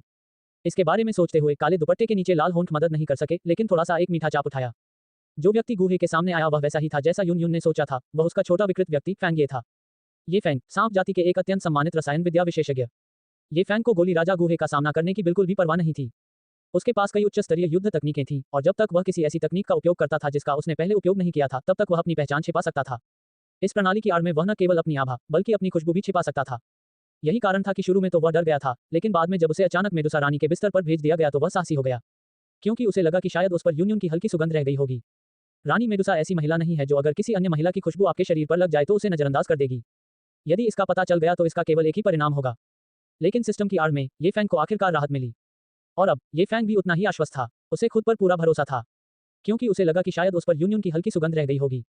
वेब नोवेल ऐप डाउनलोड करें। रानी मेडुसा ऐसी महिला नहीं है जो अगर किसी अन्य महिला की खुशबू आपके शरीर पर लग जाए तो उसे नजरअंदाज कर देगी। जब तक वह लिटिल व्हाइट हॉर्नलिंग और उसके द्वारा पहले इस्तेमाल की गई युद्ध तकनीकों को उजागर नहीं करता, तब तक उसकी पहचान उजागर नहीं होगी। इसलिए उन्होंने एक लंबे समय से प्रतीक्षित युद्ध कौशल का भी उपयोग किया, आइस ड्रैगन सोअर। ब्लैक स्तर के उन्नत युद्ध कौशल के रूप में इसकी शक्ति स्वाभाविक रूप से अत्यंत भयानक है। जिस क्षण बर्फ का ड्रैगन दिखाई दिया, ये फैंग का शरीर पहले ही विशालकाय ड्रैगन के ऊपर आ चुका था। काले और बैंगनी रंग की सांप की पूंछ, जो पहले से ही उसके लबादे के नीचे दिख रही थी, अत्यंत डरावनी लग रही थी। गर्जना, ड्रैगन की दहाड़ के बीच विशालकाय ड्रैगन ने अपना मुंह खोला और ठंडी हवा की सांस छोड़ी और निर्दयतापूर्वक हवा में गुहे की ओर बढ़ा। गुहे ने स्वाभाविक रूप से इस तकनीक को कम आंकने की हिम्मत नहीं की। इस समय उसके शरीर पर नीली लौ फूट पड़ी। नीली ज्वाला ने आकाश को घेर लिया। जैसे ही उसने पुनः इस युद्ध तकनीक का प्रयोग किया, उसके शरीर पर नीली लपटें उठने लगीं। अगले ही क्षण उसके शरीर पर लपटें युद्ध तकनीक के नाम के अनुरूप प्रचंड जलधारा की तरह ड्रैगन की ओर बढ़ने लगीं। एक बर्फ, एक आग, 2 शक्तिशाली ऊर्जाएं उस क्षण भयंकर रूप से टकरा गईं। बूम! आकाश में गड़गड़ाहट जैसी तेज आवाज गूंजी। बर्फीली हवा और लपटें एक दूसरे से टकराकर नष्ट नहीं हुई, बल्कि उन्होंने एक दूसरे को निगल लिया। बर्फ के ड्रैगन की भयानक ठंडी हवा ने आग की लपटों को तेजी से जमा दिया और नीली लपटें भी ठंडी हवा को निगल रही थीं। काले लबादे के नीचे छिपे हुए ये फैंग का चेहरा बेहद गंभीर था, क्योंकि वह जानता था कि अगर उसने स्वर्गीय ज्वाला का उपयोग नहीं किया तो उसकी ताकत अभी भी शिखर डुकिंग गुहे से बहुत पीछे होगी। टक्कर के समय ये फैंग से आने वाली ठंडी हवा स्पष्ट रूप से और तेजी से प्रचंड आग की लपटों में घिर गई। इसके बावजूद ये फैंग को जरा भी डर नहीं लगा। इसके बजाय मुखौटे के नीचे उसके मुंह के कोने पर एक हल्का सा मोड़ दिखाई दिया। आखिरकार ये फैंग ने पहले भी एक डू मास्टर की ताकत के साथ एक डू ग्रैंड मास्टर को चुनौती दी थी, और अब वह पहले से ही एक डू स्पिरिट बन चुका था। भले ही प्रतिद्वंद्वी एक शीर्ष डू राजा था, तो क्या हुआ? हालांकि उनका दाहिना हाथ, जो बेहद ठंडी हवा से भरा था, अब युद्ध तकनीक जारी नहीं कर सकता था। ये फैंग का बायां हाथ सिर्फ सजावट के लिए नहीं है। ये फैंग को अच्छी तरह पता था कि टैगोर रेगिस्तान की अग्नि भूमि में ठंडी तकनीक एक महत्वपूर्ण नुकसान थी। हालांकि चूंकि वह टैगोर रेगिस्तान की ज्वलंत भूमि में था, इसलिए उसकी बर्फ गुण ऊर्जा ने पिलकिंग गुहे को अनजाने में उसे कमतर आंकने पर मजबूर कर दिया। उन्होंने भले ही उच्च स्तरीय ब्लैक कॉम्बैट तकनीक आइस ड्रैगन सॉस का इस्तेमाल किया हो, लेकिन उनकी ताकत डू स्पिरिट की थी। गुहे की तुलना में जो उच्च स्तरीय युद्ध तकनीक का इस्तेमाल करता था, वह स्पष्ट रूप से उसका मुकाबला नहीं कर सकता था। यह ऐसी बात थी जिसके बारे में गुहे को पूरा भरोसा था, विशेष रूप से प्राकृतिक गुणों के दमन के अंतर्गत। ये भी ये फैंग का नुकसान था, क्योंकि एक शक्तिशाली व्यक्ति के पास कभी भी उच्च स्तरीय ब्लैक स्तर के युद्ध कौशल की कमी नहीं होगी। लेकिन क्या होगा अगर यह पृथ्वी स्तर से हो? ये फैंग ने गुहे के छिपे हुए तिरस्कार का फायदा उठाया, जिसके कारण उसने सबसे पहले आइस ड्रैगन सॉस का इस्तेमाल किया। इस समय ये फैंग का बायां हाथ आगे बढ़ा और एक भयानक आभा जो पहले से कई गुना अधिक मजबूत थी, अचानक उसके शरीर से फूट पड़ी। स्वर्गीय ज्वाला के 3 रहस्यमय रूपांतरण। ये गुप्त तकनीक उसके द्वारा मैजिक बीस्ट पर्वतों में इस्तेमाल की गई थी जब होंगलिंग ने युन को छीन लिया था, इसलिए यह उजागर नहीं होगा। इसके अलावा काले लबादे के नीचे परिवर्तन की उपस्थिति बिल्कुल भी नहीं देखी जा सकती थी। इस आभा के अचानक प्रकट होने से गुहे की आंखें तुरंत फैल गईं। एक गुप्त तकनीक, एक उच्च स्तरीय गुप्त तकनीक। एक पल में इस व्यक्ति की आभा 6 सितारा डू स्पिरिट की ताकत तक बढ़ गई थी। उसी समय ये फैंग के बाएं हाथ की हथेली में अचानक एक अत्यंत हिंसक ऊर्जा प्रकट हुई। जिस क्षण उसने इस युद्ध कौशल का प्रयोग किया, उसके चारों ओर की भयानक वायु ऊर्जा अचानक हिंसक रूप से ऊपर उठी और फिर तेजी से उसकी हथेली में एकत्रित हो गई। अत्यंत हिंसक और परिचित वायु विशेषता ऊर्जा जैसे ही उसकी हथेली में एकत्रित हुई, एक डरावने छोटे रेतीले तूफान वाले ड्रैगन में बदल गई। टैगोर रेगिस्तान में शक्तिशाली ऊर्जा न केवल अग्नि विशेषता ऊर्जा है, बल्कि रेत विशेषता ऊर्जा भी है। रेत के तूफान वाले ड्रैगन के एकत्र होने के क्षण में उसने अपना हाथ घुमाया और ड्रैगन मुक्त हो गया। उस क्षण जो एक छोटी सी चीज थी, वह अचानक एक विशाल रेतीले तूफानी ड्रैगन में बदल गई, जो आकाश में दहाड़ते हुए हवाओं और बादलों को हिलाने लगी। अचानक हवा के झोंके से रेत का एक तूफान आया और गुहे के शरीर की ओर बढ़ा। यह एक पृथ्वी स्तरीय युद्ध कौशल है, एक गुप्त तकनीक, एक उच्च स्तरीय गुप्त तकनीक। वेब नोवेल ऐप डाउनलोड करें। एक पल में इस व्यक्ति की आभा 6 सितारा डू स्पिरिट की ताकत तक बढ़ गई थी। अचानक तेज हवा की ऊर्जा को महसूस करते हुए उसकी अभिव्यक्ति अचानक बदल गई। अध्याय समाप्त। 0 टिप्पणियां, 0 वोट, 0 टिप्पणियां। क्या पिलकिंग हल्के नीले रंग का अंडरवियर पहनता है? ये फैंग के बर्फीले ड्रैगन और गुहे की नीली लपटों के बीच लड़ाई के बीच, ये फैंग ने अपने बाएं हाथ से सैंडस्टॉर्म नामक एक पृथ्वी स्तरीय युद्ध कौशल का इस्तेमाल किया। स्वर्गीय ज्वाला के 3 रहस्यमय परिवर्तनों की गुप्त विधि को काम में लाने के बाद उसने यही प्रयोग किया था, और इसकी शक्ति स्वाभाविक रूप से डू राजा से भी अधिक थी। रेत के तूफान ने तेजी से गुहे और भयंकर नीली लपटों को अपनी चपेट में ले लिया। हालांकि ऊंची नीली लपटें अब हवा और आग से बढ़ रही थी। आग हवा की शक्ति में सहायता कर रही थी और अचानक ज्वलंत रेत के एक विशाल और भयानक बवंडर में तब्दील हो गई। इस विशाल बवंडर के अचानक उभरने से देखने वाले लोग अचंभित रह गए। क्या ये सचमुच डू आत्मा का युद्ध कौशल है? ये थोड़ा भारी लग रहा था। गुहे के शरीर के चारों ओर की लपटें ज्वाला बवंडर द्वारा पूरी तरह से घिर गईं, केवल एक आसमानी नीले रंग का आत्मा कवच ही बचा। प्रचंड ऊर्जा ने उसकी निष्ठा को उसके शत्रु से हटाकर उसके प्रतिद्वंद्वी की ओर स्थानांतरित कर दिया। ये सब कुछ तेजी से घटित हुआ। गुहे ने कभी यह अनुमान नहीं लगाया होगा कि आइस ड्रैगन सो जैसे शक्तिशाली युद्ध कौशल का सामना करते समय उसका प्रतिद्वंद्वी इतना भयावह पृथ्वी स्तर का युद्ध कौशल दिखाएगा।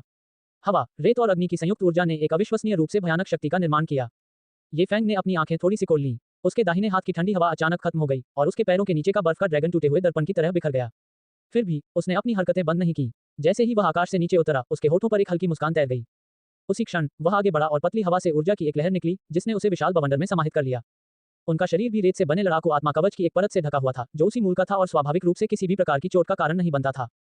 जब वह तूफान की ओर बढ़ रहा था, तो उसने गुहे पर ध्यान नहीं दिया, जो अराजकता के बीच खुद को बचाने के लिए संघर्ष कर रहा था। इसके बजाय आकाश में घूमती रेत के बीच वह अपनी उंगली में अंगूठी को देखता रहा। एक हल्की सी चमक के साथ एक नीली रोशनी और छाया उसके हाथ में प्रकट हुई, जिससे एक ताज जैसा कार्ड दिखाई दिया। ये फैंग ने इस रहस्यमय कार्ड को देखा और मुस्कुराया। सिस्टम वस्तु विनिमय कार्ड का उपयोग करें। लक्ष्य गुहे। जैसे ही आवाज गिरी, उसके हाथ पर एक हल्की सुनहरी रोशनी चमक उठी। जब ये फैंग ने एक सफेद छाया देखी, तो उसने अचानक अपना हाथ पीछे खींच लिया। ये हाथ दागदार नहीं होना चाहिए। और उसकी लड़ाकू भावना के संरक्षण के बिना सफेद कपड़े सीधे नष्ट हो गए और शून्य में बदल गए। सबूत नष्ट करने के बाद उसने गुहे की ओर देखा, जो बवंडर से खुद को बचाने की कोशिश कर रहा था। मुखौटे के नीचे छिपे उसके मुंह के कोने एक चंचल चाप की तरह थोड़े ऊपर उठे हुए थे। गोली राजा, बेचारा आत्मा, मैं केवल तुम्हें मेरी यून एयर के जेड पेंडेंट को छिपाने और उसके प्रति अनुचित इच्छा रखने के लिए दोषी ठहराता हूं। जैसे ही उसने अपना दाहिना हाथ नीचे किया, उसके हाथ में एक बड़ा ब्लेड दिखाई दिया। इस समय वह स्वाभाविक रूप से अब फ्लोइंग ब्लेड रोहो का उपयोग नहीं कर सकता है। ये ब्लेड ठीक ठाक है और वह अभी भी इससे काम चला सकता है। हवा की ऊर्जा उधार लेकर उसका शरीर रेत के तूफान में तेजी से आगे बढ़ रहा था। पलक झपकते ही वह गुहे के पीछे प्रकट हो गया। उसके हाथ में पकड़ा हुआ लंबा ब्लेड हवा में सिकुड़ गया और उस पर अत्यंत प्रचंड वायु ऊर्जा एकत्रित हो गई। चार्जिंग के क्षण में अत्यधिक पवन मौत मार, उन्होंने पवन विशेषता के उच्च स्तरीय युद्ध कौशल का प्रदर्शन किया। जब मिस्टी क्लाउड संप्रदाय के उच्च स्तरीय मार्शल कौशल प्रकट हुए, तो गुहे ने पहले ही अपनी ताकत के साथ प्रतिक्रिया व्यक्त की थी। फिर भी प्रतिक्रिया करना एक बात थी, टालना दूसरी बात थी।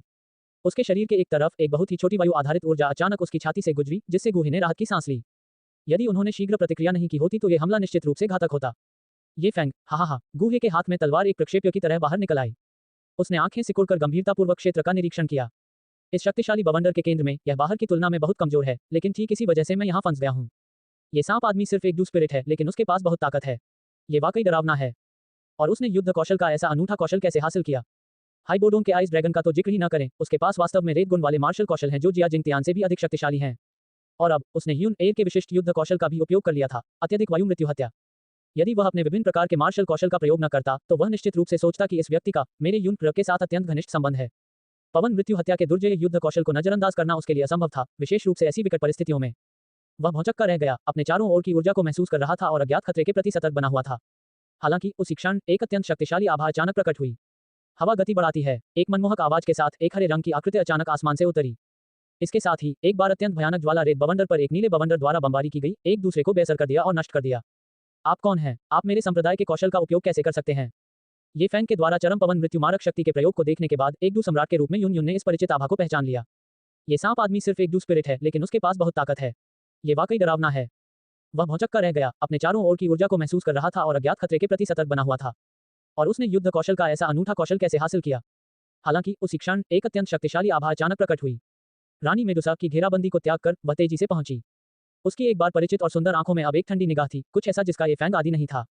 हे, मैं सर्प जनजाति का कीमिया बुजुर्ग हूँ जो औषधि शोधन में विशेषज्ञ है। मेरे पास हजारों परिवारों के अद्वितीय कौशल हैं और आपकी चरम पवन मृत्यु हत्या सूची में शामिल है। उसकी डरावनी हंसी मुखौटे के पीछे से आ रही थी, जो खलनायक जैसी और परेशान करने वाली लग रही थी। चिकित्सा में विशेषज्ञता वाला बुजुर्ग। सांप जाति के लोगों का स्वभाव और खून ठंडा होता है, तो उनके पास चिकित्सा में विशेषज्ञता वाला बुजुर्ग कैसे हो सकता है?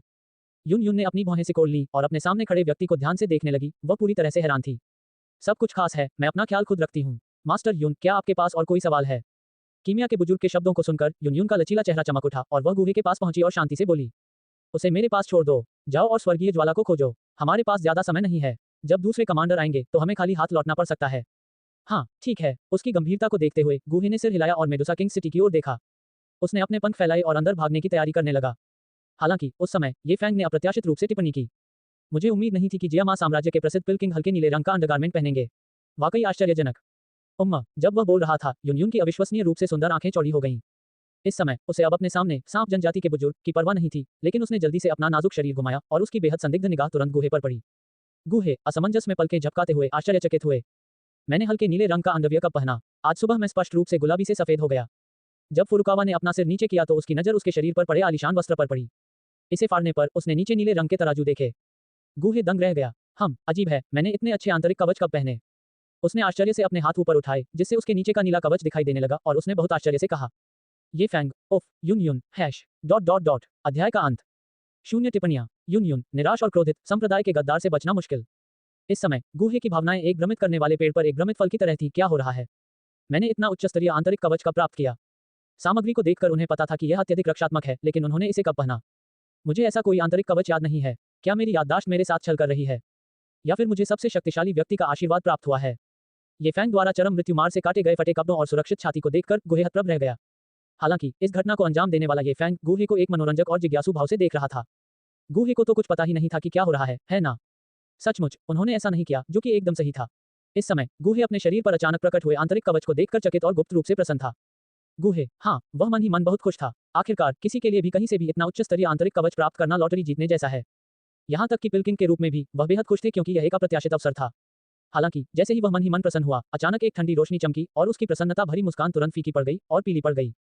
अपने सामने हत्या के इरादे को महसूस करते हुए और अपने गले पर पड़ती ठंडी रोशनी को महसूस करते हुए उसका चेहरा तुरंत सफेद पड़ गया। धीरे से अपना सिर उठाकर उसने अपने सामने पड़ी तीखी तलवार की ओर देखा।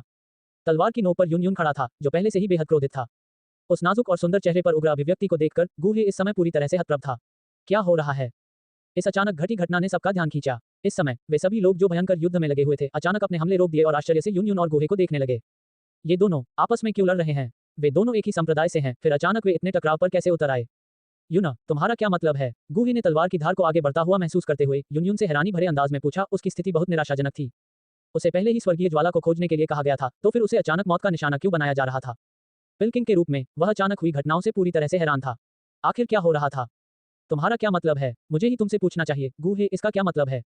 यून की आंखें ठंड से भरी हुई थी और वह इस समय गुहे की हरकतों से पूरी तरह से क्रोधित थी। ये पता चला कि समुद्री हृदय कवच जो उसने खो दिया था, वास्तव में इस धर्मी गोली राजा गुहे द्वारा चुरा लिया गया था। उसने इसे चुराया और अपने शरीर पर पहना। यह व्यवहार निश्चित रूप से एक बड़े विकृत व्यक्ति का व्यवहार था। यह उसका निजी वस्त्र था। ये दृश्य देखकर ही उसे घृणा होने लगी। उसने कभी उम्मीद नहीं की थी कि गूहे, जिसे वह एक अच्छा दोस्त मानती थी, इतना घिनौना और घिनौना व्यक्ति निकलेगा। जब मैं उस छोटे बिगड़ल लड़के के साथ कमरे में था, इस गूहे ने बाहर यानरान से कहा कि वह मेरे कमरे में तब घुस आया जब मैं वहां नहीं था। उस समय उसे केवल संदेह था, लेकिन उसने अपने इस अच्छे दोस्त पर बहुत भरोसा किया था। पर अब सबूत हाथ में होने के कारण उसके द्वारा पहना गया उसका आंतरिक कवच, वह प्रसन्न भाव से अचानक अनजान होने का नाटक करने लगा, पूरी तरह से हैरान और निराश दिखने लगा। ये पूरी तरह से घिनौना था। और केवल इतना ही नहीं, उसने जियामा साम्राज्य के शक्तिशाली लोगों और सभी सर्प लोगों के सामने अपनी उत्कृष्ट उपलब्धि का प्रदर्शन भी किया। इससे यून यून और भी अधिक क्रोधित और शर्मिंदा हो गई। अपने आंतरिक कवच को पहनना और उसे इतने सारे लोगों के सामने प्रदर्शित करना, ये पूरी तरह से उसका दिखावा और उकसावा था। मिस्टी क्लाउड संप्रदाय के संप्रदाय प्रमुख के रूप में यून यून को अपना धैर्य बनाए रखना चाहिए था और इस पिल किंग से निपटने से पहले संप्रदाय के बुजुर्गों को इसकी सूचना देनी चाहिए थी। हालांकि वर्तमान यून यून गूहे के अत्यधिक कार्यों से पूरी तरह से क्रोधित था। यूनर, तलवार नीचे रखो और चलो बात करते हैं। और अगर तुम्हें कुछ कहना है तो इस पर चर्चा करते हैं। मैं सच में नहीं समझ पा रहा हूं कि तुम अचानक मुझे क्यों मारना चाहते हो। उसका चेहरा अत्यंत गंभीर था। वह स्वर्गीय ज्वाला को जब्त करने के लिए टैगोर रेगिस्तान में आया था, अपनी प्रिय महिला द्वारा मारे जाने के लिए नहीं। यदि वह सचमुच इस तरह मर जाए तो उसके साथ बहुत अन्याय होगा। उसे देखते हुए, जो अभी भी हैरान था, यून यून के ज़ैद हाथ थोड़ा कांपने लगे और चमचमाती तलवार की रोशनी पहले से ही गूहे की गर्दन पर दबाव डाल रही थी। उसे अपनी गर्दन से नीचे गर्माहट की धारा बहती हुई महसूस हुई, जिसके कारण उसे ठंडा पसीना आने लगा। यून यून सचमुच गंभीर था। उसका सुंदर चेहरा ठंडे निश्चय से भरा हुआ था। उसकी आंखें बर्फीले संकल्प से चमक रही थी जब उसने सख्ती से कहा, तलवार नीचे करो। मुझसे तलवार नीचे करने को कहने की तुम्हारी हिम्मत क्या है? आपने मेरा खोया हुआ समुद्री हृदय कवच पहना हुआ है। आपको और क्या कहना है? कुआं, जियामा साम्राज्य के शक्तिशाली लोग। ओ सभी सांप पुरुष। WWW। गूहे, ओमेगा ओमेगा। क्या तुम ये कह रहे हो कि जो चीज मैं पहन रहा हूं वह तुम्हारा खोया हुआ आंतरिक कवच है? गूहे ने अविश्वास में अपने शरीर पर समुद्री हृदय कवच को थपथपाया। यून यून की पुष्टि के बिना भी जियामा साम्राज्य के शक्तिशाली लोग निश्चित थे कि गूहे ने एक गंभीर भूल की है। जब जिंगतियान, फामा और लेइना शाही राजधानी में थे तो उन्होंने देखा कि यून यून अपने खोए हुए आंतरिक कवच के लिए फैंग ये का जुनूनी तरीके से पीछा कर रही थी। चूंकि बाद में दोनों एक साथ वापस आ गए, इसलिए स्वाभाविक रूप से यह स्पष्ट हो गया कि यह एक गलतफहमी थी। दोनों के बीच इस गलतफहमी को देखते हुए ये स्पष्ट था कि फैंग ये ने उसका कवच नहीं चुराया था, बल्कि किसी और ने चुराया था। तो वह कौन हो सकता है? यह अब स्पष्ट हो गया था। सभी, अफसोस, संप्रदाय चोरों से बचना कठिन है। जियामा साम्राज्य में प्रसिद्ध गूहे ने ऐसा मूर्खतापूर्ण कार्य किया था। अब उसे जियामा साम्राज्य में बदनामी हासिल होनी तय है। ये देखकर कि गूहे अभी भी अनजान बनने का नाटक कर रहा है और अपनी बची हुई थोड़ी सी गरिमा को बचाने की पूरी कोशिश कर रहा है, यून यून के मुंह से एक तिरस्कारपूर्ण, उपहासपूर्ण और घृणित मुस्कान निकली और उसने कहा, गूहे, क्या तुम्हें लगता है कि मैं अपने व्यक्तिगत आंतरिक कवच को लेकर गलत सोचूंगा? मुझे मत बताओ कि तुम्हारा शिक्षक और पृष्ठभूमि भी भयानक है। गूहे, ओ, क्या मेरा शिक्षक भयानक है? ये कड़वा है। चाहे गूहे कितना भी गर्वित क्यों न हो, उसे यह स्वीकार करना होगा कि वह उस युवा मास्टर फैंग ये की तुलना में फीका है। केवल उस छठे स्तर के राक्षस को पालतू जानवर के रूप में रखना उसके लिए बहुत बड़ी बात होगी। ये सुनकर उसका पहले से ही बदसूरत चेहरा और भी पीला पड़ गया। कोई मुझे फंसा रहा है। क्या ये फैंग ये है? यह अवश्य ही वही होगा। केवल वह असंख्य प्रतिभाशाली खजानों, विचित्रताओं और उच्च स्तरीय पालतू जानवरों के साथ हवा से वस्तुओं की अदला बदली जैसी चीज को पूरा करने में सक्षम हो सकता है। यूनर, कृपया मेरी बात सुनो। मुझे तुम्हारे शरीर पर लगे आंतरिक कवच का रंग भी नहीं पता। मैं इसे कैसे चुरा सकता हूँ? ये बात समझ में आने पर उन्होंने जल्दी से दोष दूसरे पर डालते हुए समझाया। ये वही फैंग ये है जो मुझे फंसा रहा है। उसके तुम्हारे प्रति गुप्त इरादे हैं, इसीलिए उसने तुम्हें पाने के लिए मुझे फंसाया है। ये सुनकर यून यून और भी क्रोधित हो गई। उसका सुंदर और नाजुक चेहरा गुस्से से लाल हो गया। मेरे छोटे से बिगड़ेल ने तुम्हें फंसाया है। वह मुझे पाना चाहता है। यदि आपने यह बात किसी और के बारे में कही होती तो शायद मैं इस पर विश्वास कर लेता, लेकिन मेरा छोटा सा बिगड़ेल आदमी, जो पहले ही मुझे प्राप्त कर चुका है, क्या वह सचमुच आपको फंसाएगा? झूठ तुरंत उजागर हो गया। उसके ज़ैद हाथ के एक झटके से तलवार तुरंत गूहे की गर्दन से दूर हो गई और नीला आंतरिक कवच सभी की दृष्टि में आ गया। क्लैंग, एक तीखी और नाजुक टक्कर की आवाज ने यून यून की आंखें चौड़ी कर दी। उसकी निगाहें गूहे की छाती पर लगे ज़ैद पेंडेंट पर टिक गईं। गूहे, अगर मैं आज तुम्हें नहीं मारूंगा तो मुझे यून यून नहीं कहा जाएगा। गूहे, मैं, ओ, ये खत्म हो चुका है। मैं पूरी तरह से खत्म हो चुकी हूँ और इस दाग को धोने का कोई रास्ता नहीं है। इस अध्याय का अंत। शून्य टिप्पणियां। स्वर्गीय ज्वाला बेचैन है। बड़ा संकट। गूहे की छाती के ऊपर एक हरे रंग का ज़ैड पेंडेंट लटका हुआ था, जो अत्यंत प्राचीन और सुंदर ज़ैड का एक उत्कृष्ट टुकड़ा था। उसने इस खूबसूरत ज़ैड पेंडेंट को एक छोटी सी डोरी से अपनी छाती के चारों ओर बांधा था, वही पेंडेंट जिसे उसने नलन परिवार की नकली गुफा के प्रवेश द्वार पर उठाया था, और उसने इसे छुपाया। उसने ज़ैड पेंडेंट यून यून को वापस नहीं किया क्योंकि यह उसकी प्रिय महिला की एकमात्र वस्तु थी और वह इससे अलग होना बर्दाश्त नहीं कर सकता था। मूल रूप से वह इसे अपने शरीर पर पहनने के लिए एक स्मृति चिन्ह के रूप में रखना चाहता था, लेकिन अब यह उसके आंतरिक कवच की चोरी का सबूत बन गया था। इस समय वह अवाक था और क्या कह सकता था। इस समय चारों ओर घूम रहे जियामा साम्राज्य के सभी शक्तिशाली लोगों की नजरें गूहे की छाती पर लगे ज़ैड पेंडेंट पर केंद्रित थीं। वे इस ज़ैड पेंडेंट से भी बहुत परिचित थे क्योंकि यह मिस्टी क्लाउड संप्रदाय के मास्टर यू द्वारा पहना जाने वाला ज़ैड पेंडेंट था और उन्होंने इसे पहले भी देखा था। लेकिन अब ये ज़ैड पेंडेंट गूहे की छाती पर पहना हुआ है। इससे ज्यादा क्या कहा जाए। रंगे हाथों पकड़ना। भीड़ की आंखों में अवाक अविश्वास के भाव थे। गूहे वास्तव में कुछ खास था। हर कोई सुंदरता की सराहना करता है, लेकिन आप चोरी नहीं कर सकते। ज़ैड पेंडेंट चुराना क्षम्य हो सकता है, लेकिन आपने वास्तव में यून यून का व्यक्तिगत आंतरिक कवच चुरा लिया है। एक महिला के लिए ये किसी को भी क्रोधित करने के लिए पर्याप्त है, विशेष रूप से मिस्टी क्लाउड संप्रदाय की स्वामी यून यून को। मैंने यह ज़ैड पेंडेंट उठाया। उसकी आंखें दर्द से भरी थीं। वह जिस महिला से प्यार करता था वह उसके प्रति शत्रुतापूर्ण थी और उसे गलत समझ रही थी। इससे अधिक हृदय विदारक बात और कुछ नहीं हो सकती। इसे उठाया। सब लोग, क्या आप स्वयं इस पर विश्वास करते हैं? अभी भी तुम कुतर्क से भरे हुए हो और इसे स्वीकार करने से इनकार करते हो, गूहे। ये व्यर्थ है कि मैं, युन युन, हमेशा तुम्हें एक दोस्त मानता रहा हूँ। मुझे उम्मीद नहीं थी कि तुम इतने बेशर्म व्यक्ति हो। उसकी आंखें ठंड से चमक उठी और तलवार की धार अचानक प्रकट हुई जो सीधे गूहे की गर्दन पर लगी। बेशर्म, हे, गूहे की आंखें निराशा से भरी हुई थीं। इतने करीब होने के कारण वह युन युन के हमले से बच नहीं सका और इसके अलावा उसका दिल पहले से ही मर चुका था। जियामा साम्राज्य के पिलकिंग के रूप में उनके पास पूर्ण राजसीपन था, लेकिन उन्होंने मिस्टी क्लाउड संप्रदाय में शामिल होना चुना। ये केवल एक व्यक्ति के लिए था और वह था युन युन। युन युन का प्यार पाने के लिए उसने बहुत कुछ त्याग दिया, लेकिन उसे थोड़ा सा भी लाभ नहीं मिला। और अब जिस स्त्री का वह पीछा कर रहा था, जिस स्त्री के लिए वह जीता था, वह उस पर तलवार तान रही थी। हे, ये सचमुच हंसने योग्य है। इस समय गूहे ने धीरे से अपनी आंखें बंद कर लीं। वह हालांकि होश में था, लेकिन इस समय उसकी मृत्यु हो चुकी थी। क्लैंग, जब युन युन की लंबी तलवार उसके गले को बंद करने वाली थी, तो अचानक एक हल्की नीली किरण प्रकट हुई, जिसने तुरंत उसकी लंबी तलवार को विक्षेपित कर दिया, जो गूहे की गर्दन को छू गई। A strand of hair floated gently from his neck, and a wound appeared on the side of his neck, with crimson blood flowing. His face that should have been filled with high spirits was replaced by a sneer at this moment. Not dead. जब युन युन की लंबी तलवार उसके गले को बंद करने वाली थी, तो अचानक एक हल्की नीली किरण प्रकट हुई, जिसने तुरंत उसकी लंबी तलवार को विक्षेपित कर दिया, जो गूहे की गर्दन को छू गई। उसकी गर्दन से बालों का एक गुच्छा धीरे से बह गया और उसकी गर्दन के किनारे एक घाव दिखाई दिया, जिसमें से लाल रक्त बह रहा था। उसका चेहरा जो उत्साह से भरा होना चाहिए था, इस क्षण एक व्यंग्यात्मक मुस्कान में बदल गया। नहीं मरा, तो फिर पुराना गूहे मर चुका है। अब से मुझे गूहे को अपने लिए फिर से जीना होगा। इस समय उसकी आंखें अत्यंत तेज हो गई थीं, मानो उसने कोई दृढ़ निर्णय ले लिया हो।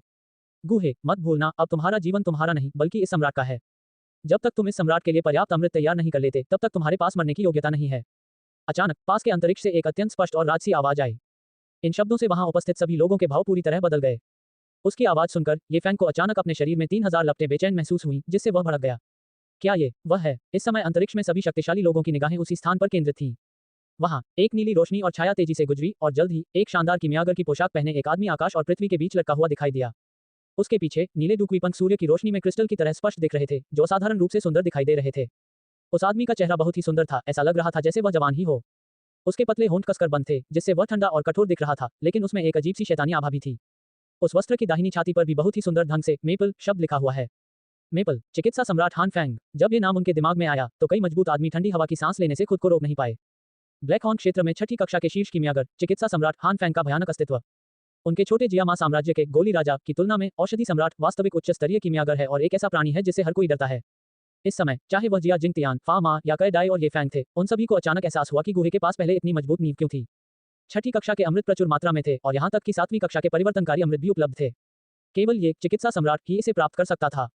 यहाँ तक कि गूहे, जो कि 5वीं कक्षा का छोटा सा लड़का था, भी ऐसी भयानक बातें नहीं बता सका। पता चला कि उसने हान फैंग के साथ एक सौदा किया था, जिसके तहत वह छठी कक्षा में पहुंचने पर उसके लिए पर्याप्त मात्रा में अमृत तैयार करने का इरादा रखता था। हालांकि ये दूसरों को धोखा देने के लिए एक धोखा मात्र था। हान फैंग की पृष्ठभूमि को जानने वाले व्यक्ति के रूप में ये फैंग समझ गया कि इस बार हान फैंग का दौरा सिर्फ एक बहाना था। अपने शरीर में 3000 ज्वालाओं की हलचल को महसूस करके वह अच्छी तरह समझ गया। हान फैंग एक वास्तविक उद्देश्य के लिए आए थे, स्वर्गीय ज्वाला। जहां तक लॉ की बात है, ग्रीन लोड स्कोर लॉ के अलावा हान फैंग शायद फैंग ये की 3000 लपटों में भी रुचि रखते हैं। गूहे को यह नहीं पता था कि हान फैंग के पास ज्वाला मंत्र का अंश था और उनका मानना था कि वह केवल एक प्रकार की स्वर्गीय ज्वाला को ही वश में कर सकता है, जो अनिवार्य रूप से ज्वाला के अस्तित्व का संकेत देती थी। और 3000 ज्वाला का नाम बड़े मुंह वाले गूहे द्वारा प्रकट किए जाने की बहुत संभावना है। हान फैंग निश्चित नहीं हो सका कि 3000 लपटें असली थी या नहीं, क्योंकि वह जानता था कि 3000 लपटें उस भयानक पिल टॉवर में प्राप्त हुई थी। लेकिन इस बात की परवाह किए बिना कि ज्वाला असली है या नकली, सिर्फ ग्रीन लोड स्कोर ज्वाला के लिए हान फैंग का यहाँ आना ही काफी है। ये सोचकर ये फैंग को अपने दिल में गंभीरता महसूस हुई। हान फैंग स्वर्गीय ज्वाला के लिए आया था। छठी कक्षा के शीर्ष किमियागर के रूप में वह इस तरह अकेले नहीं आएगा। ये सचमुच बुरा है। इस समय सर्प जनजाति सचमुच बड़े संकट में है। अपने शरीर के अंदर आग की लपटों को महसूस करते हुए हान फैंग बहुत खुश हुआ और ठंडे चेहरे वाले कै डाई को एक दुष्ट मुस्कान दिखाई। महारानी मेडुसा, मैं ब्लैक हॉर्न दायरे से हान फैंग हूँ। आज आपको आपकी खूबसूरती और सम्मान के साथ देखकर मैं वाकई सम्मानित महसूस कर रहा हूँ। यह मेरे 3 जन्मों में सबसे बड़ी खुशी है। ये फैंग, अरे यह आदमी कितना कमीना है। यह अचानक आया और मेरी पत्नी के साथ छेड़खानी करने लगा। हान फैंग, क्या तुम मरना चाहते हो? ब्लैक हॉर्न क्षेत्र। कै डाई की खूबसूरत आंखें थोड़ी सिकुड़ गईं। अभी अभी जागी हुई यादों को याद करते हुए ब्लैक हॉर्न दायरे की उसकी याद कुछ धुंधली सी थी, लेकिन वह उसका नाम जानती थी। लाल होठों ने धीरे से एक सुंदर वक्र बनाया, लेकिन शब्द अत्यंत ठंडे थे। चिकित्सा सम्राट हान फैंग, छठी कक्षा के शीर्ष किमियागर, मुझे आश्चर्य है कि आप हमारे सांप जनजाति में क्यों आए? रानी मेडुसा से सवाल सुनने के बाद हान फैंग हल्के से मुस्कुराए और कहा, मैं इस बार यहाँ सिर्फ महारानी से कुछ चर्चा करने आया हूँ। क्या है? औषधि सम्राट, निसंकोच कहिए। उसकी सुंदर आंखें थोड़ी सिकुड़ गईं और उसने ठंडे स्वर में पूछा। हान फैंग की नजर कै डाई से हटकर मेडुसा मंदिर के पीछे जाकर रुक गई, फिर वह हल्के से मुस्कुराया और कहा, मुझे आश्चर्य है कि क्या महारानी किसी अन्य रानी के विकसित होने के बाद स्वर्गीय ज्वाला को मुझ तक स्थानांतरित कर सकती हैं। क्या? अध्याय का अंत। Please subscribe to my YouTube channel. Novel Hindi audio book story, my Telegram channel, prince audio story in Hindi, web novel